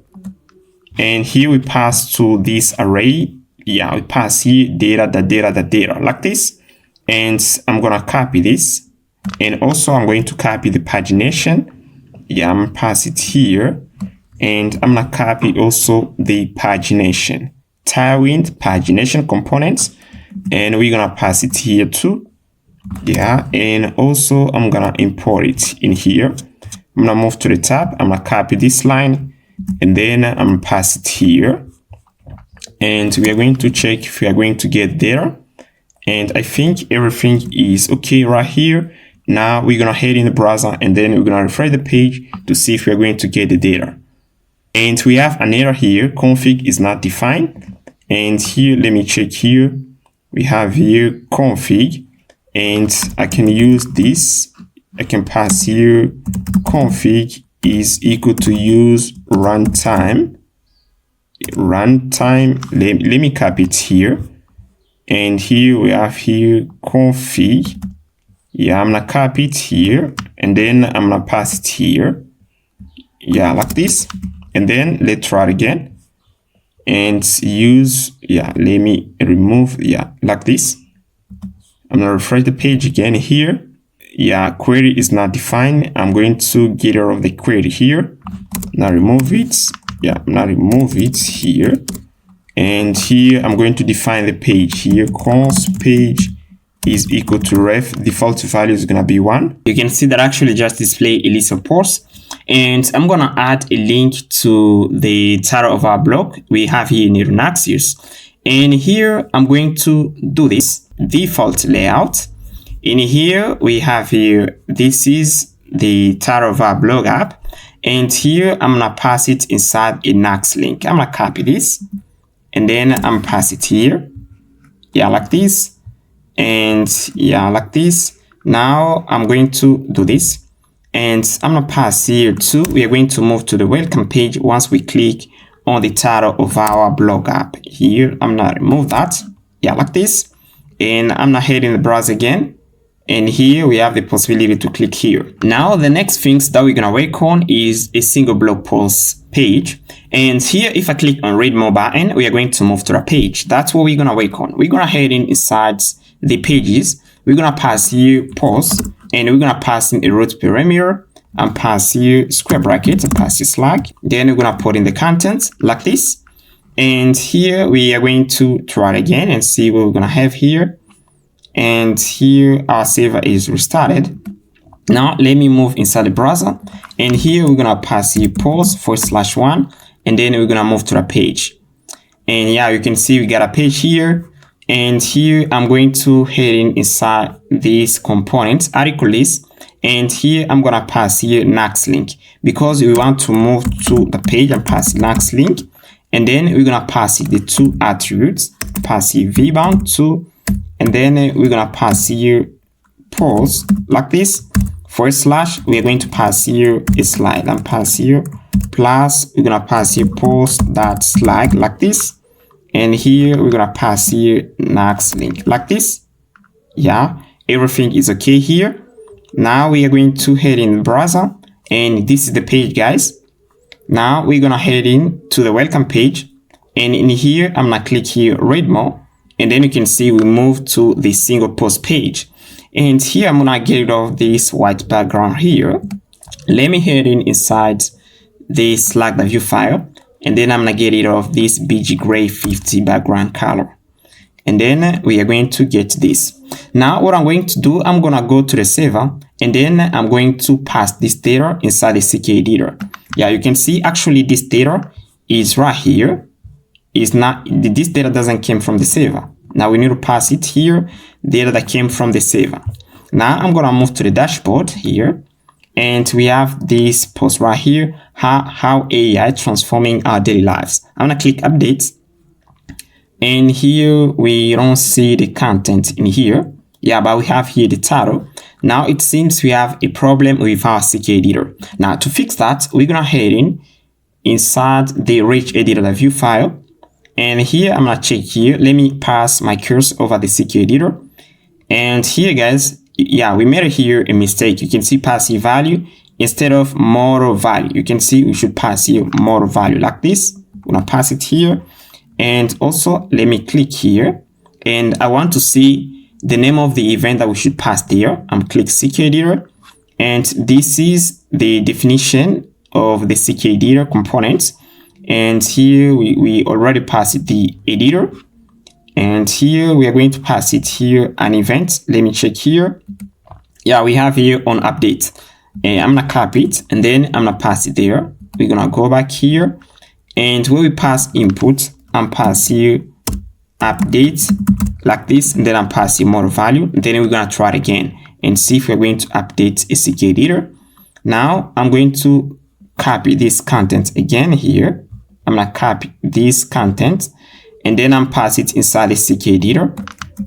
And here I'm gonna click how AI is transforming our daily lives. Click update, and here you can see we got content here. Now it works. Now I'm gonna pass in this content, and then I'm gonna click here. I'm going to click here update, and then you can see post updated. Now we're gonna go back here, and then we're gonna go there again.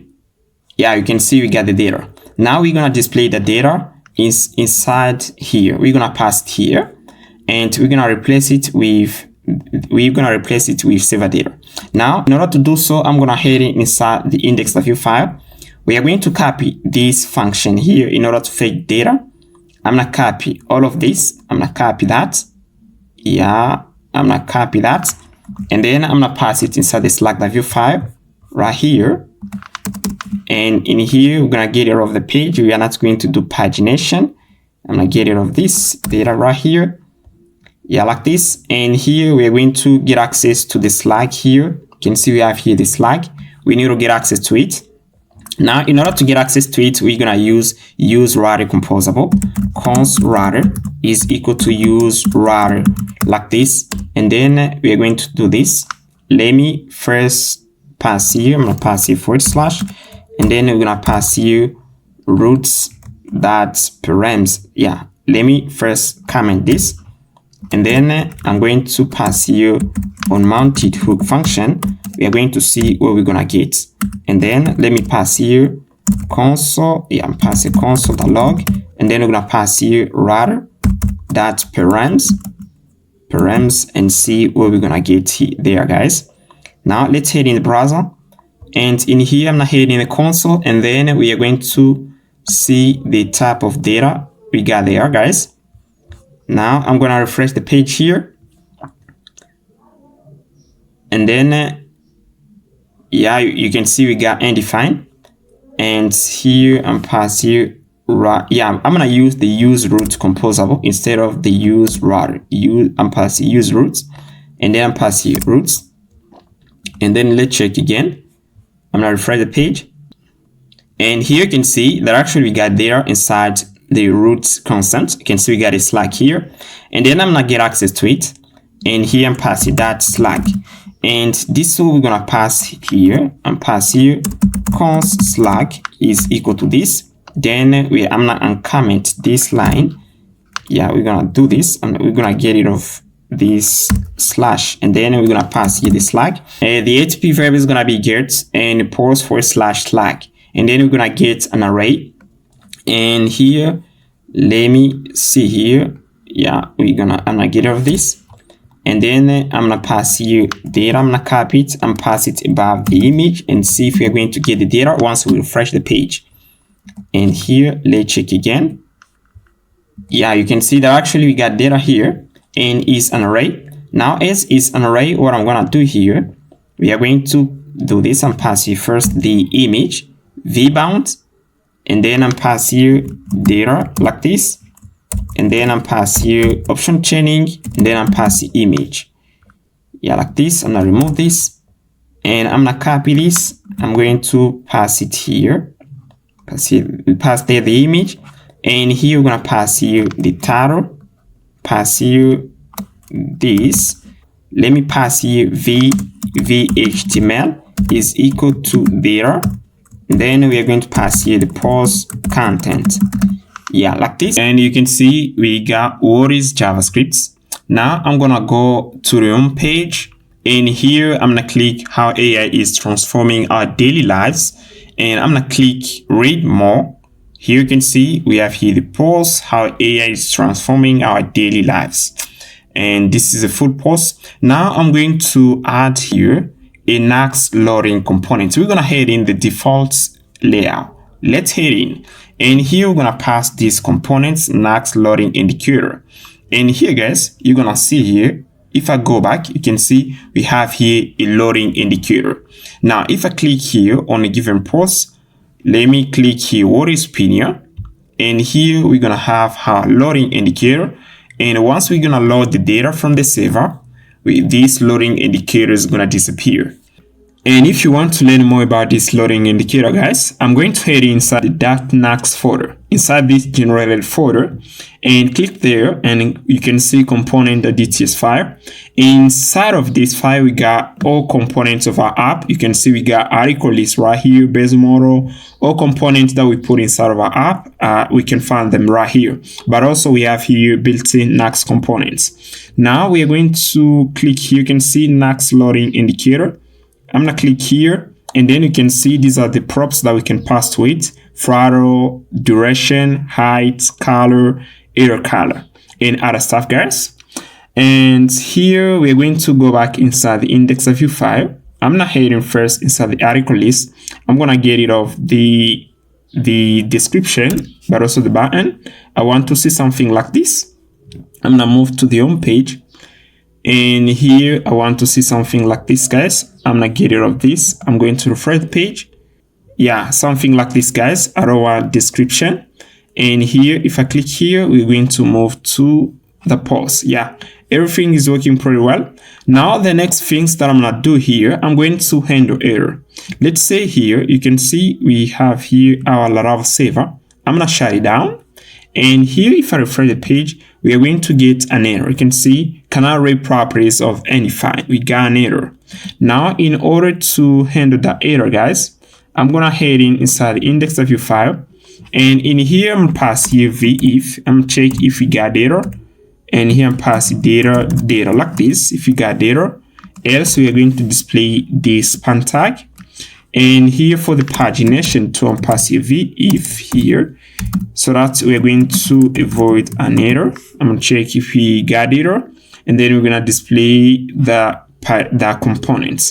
And also we are going to import here something. You can see we haven't yet imported the paginate data function. And here I'm going to go inside. Yeah, I'm not heading. I'm going to head inside the admin folder, and we have here list of posts. I'm gonna copy the function here, paginate data. We're gonna put it inside the index.view file in here, and I'm gonna run, and then I'm gonna run again my Laravel server here, guys. Let me check here. Type here php artisan save again, php artisan save. Yeah, like this. And then we are going to try it again. I'm gonna refresh the page here. Yeah, we are going to get the data. Now let me start again the server. And here, if I refresh the page here, let's see. Yeah, you can see no data found. Check your internet connection. And I'm gonna rerun again the server, and then I'm gonna type these commands. And let me do this. I'm pass here starts, and then I'm type here php artisan save. Yeah, like this. Now I'm going to handle to an error inside the list of posts. I'm gonna copy this code right here and pass it here, and I'm gonna pass it right here. I'm gonna check here if we got the data. And pass here pass here if, and then the data like this. If we got the data here, and if we don't got data, we are going to display this. Check your internet connection. And also we are going to hide the pagination. Pass here data, the data like this. Yeah, and we just finished, guys. Now here, the next things is to build our Nuxt app so that we can deploy it to Vercel. And here I'm going to do this. We are going to head in here, and to build a Nuxt application, we need to type this command npm run build, and then you're gonna type enter. And inside in the build process, if you see this error, guys, I'm going to show you how to fix it. Don't worry, you're gonna get this error, and then I'm going to explain you why we got this error and how to fix it. Now you can see that the build process finished here. We just finished building our Nuxt app, ready for production.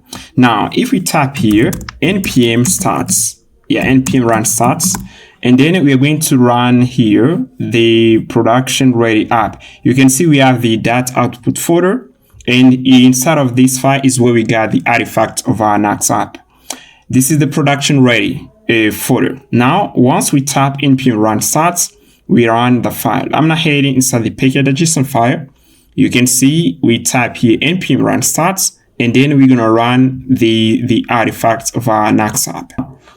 And here you're gonna see what we're gonna get. Here you can see our Nuxt app is running. Now I'm gonna copy this address.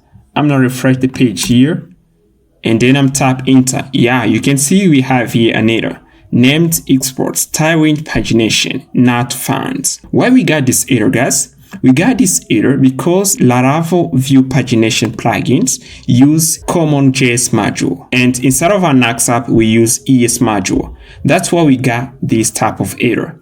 Now in order to fix this type of error, we are going to copy these two lines, and then we're gonna put it inside the nuxt.config.ts file. We're gonna pass it here and pass it here. And here we are going to transpile down the Laravel View pagination to ES module so that it's gonna work. And here you can see I pass the Laravel View pagination, and then I pass the Laravel View pagination /Laravel View pagination.es module.js.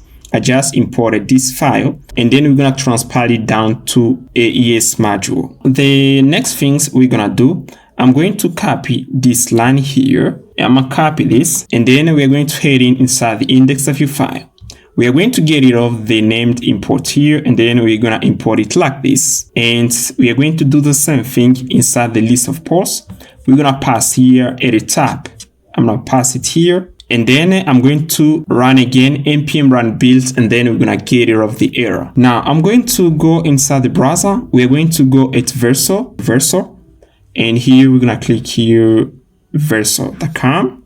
We are going to start deploying. Click there. We're going to create an account. I've already created one here, guys. Create an account, and here the building process is ongoing, guys. We are going to the build process finish. Again, I'm tap here npm run start here, run start like this, and then we're going to run our Nuxt app. Yeah, it's running. Now we're gonna head in the browser and see what we're gonna get right here. I'm gonna refresh the page, and here we are going to display the welcome page. You can see that actually it works pretty well. And here I'm going to push our app now to production. And here I'm going to do this. I'm tap here this git add here, and then we're going to pass a git commit dash add that output folder, and then we're gonna pass here git push. And now I'm going to move it Vercel here, and here I'm gonna click here continue with GitHub. We're going to import our app here, and now you can see here I'm going to choose my project here. Once you click there, you're gonna choose your projects, and then you're gonna click import. Once you click import there, you're gonna see what I'm seeing here, and then you're gonna scroll down, and I'm gonna click build and output setting. And here I'm gonna click here, and here I'm not going to run this command. I'm tap here only npm run start. Let me see. This is here. We are going to pass here command to build our Nuxt app and to run it. Yeah. And here, let me see right here. I'm going to get rid of this command right here. We already built our app, guys. We don't want to run this command again. Yeah, I'm going to remove it. Okay. And here for the environment variable, guys, you're going to copy this one right here. You're going to copy the base URL like this. You're going to copy this one. Yeah. Here, and then you're gonna pass here the value. Yeah, let me do this. You're gonna copy this value, and you're gonna host this API, guys. I don't have a web server. You're gonna do it, and now you're gonna do this. You're gonna pass there the base URL, and you're gonna pass here to the API base URL like this. You're gonna copy this too, and then you're gonna pass it here. Yeah, like this. Then I'm gonna remove this one, and then you're gonna click deploy, and you can see that actually the build is started. Now we are going to wait a bit, and then our app is gonna be live. Yeah, you can see the build process finished, guys. Our app is ready, and then I'm gonna continue to dashboard, and here we are going to see our app is online, and here we have here the domain. You can see the status is ready, and here I'm gonna click here. And we are going to land on the home page. You can see no data found, check your internet connection. And yeah, everything works perfectly, guys. And here, if you have a web server, you can host our Laravel backend.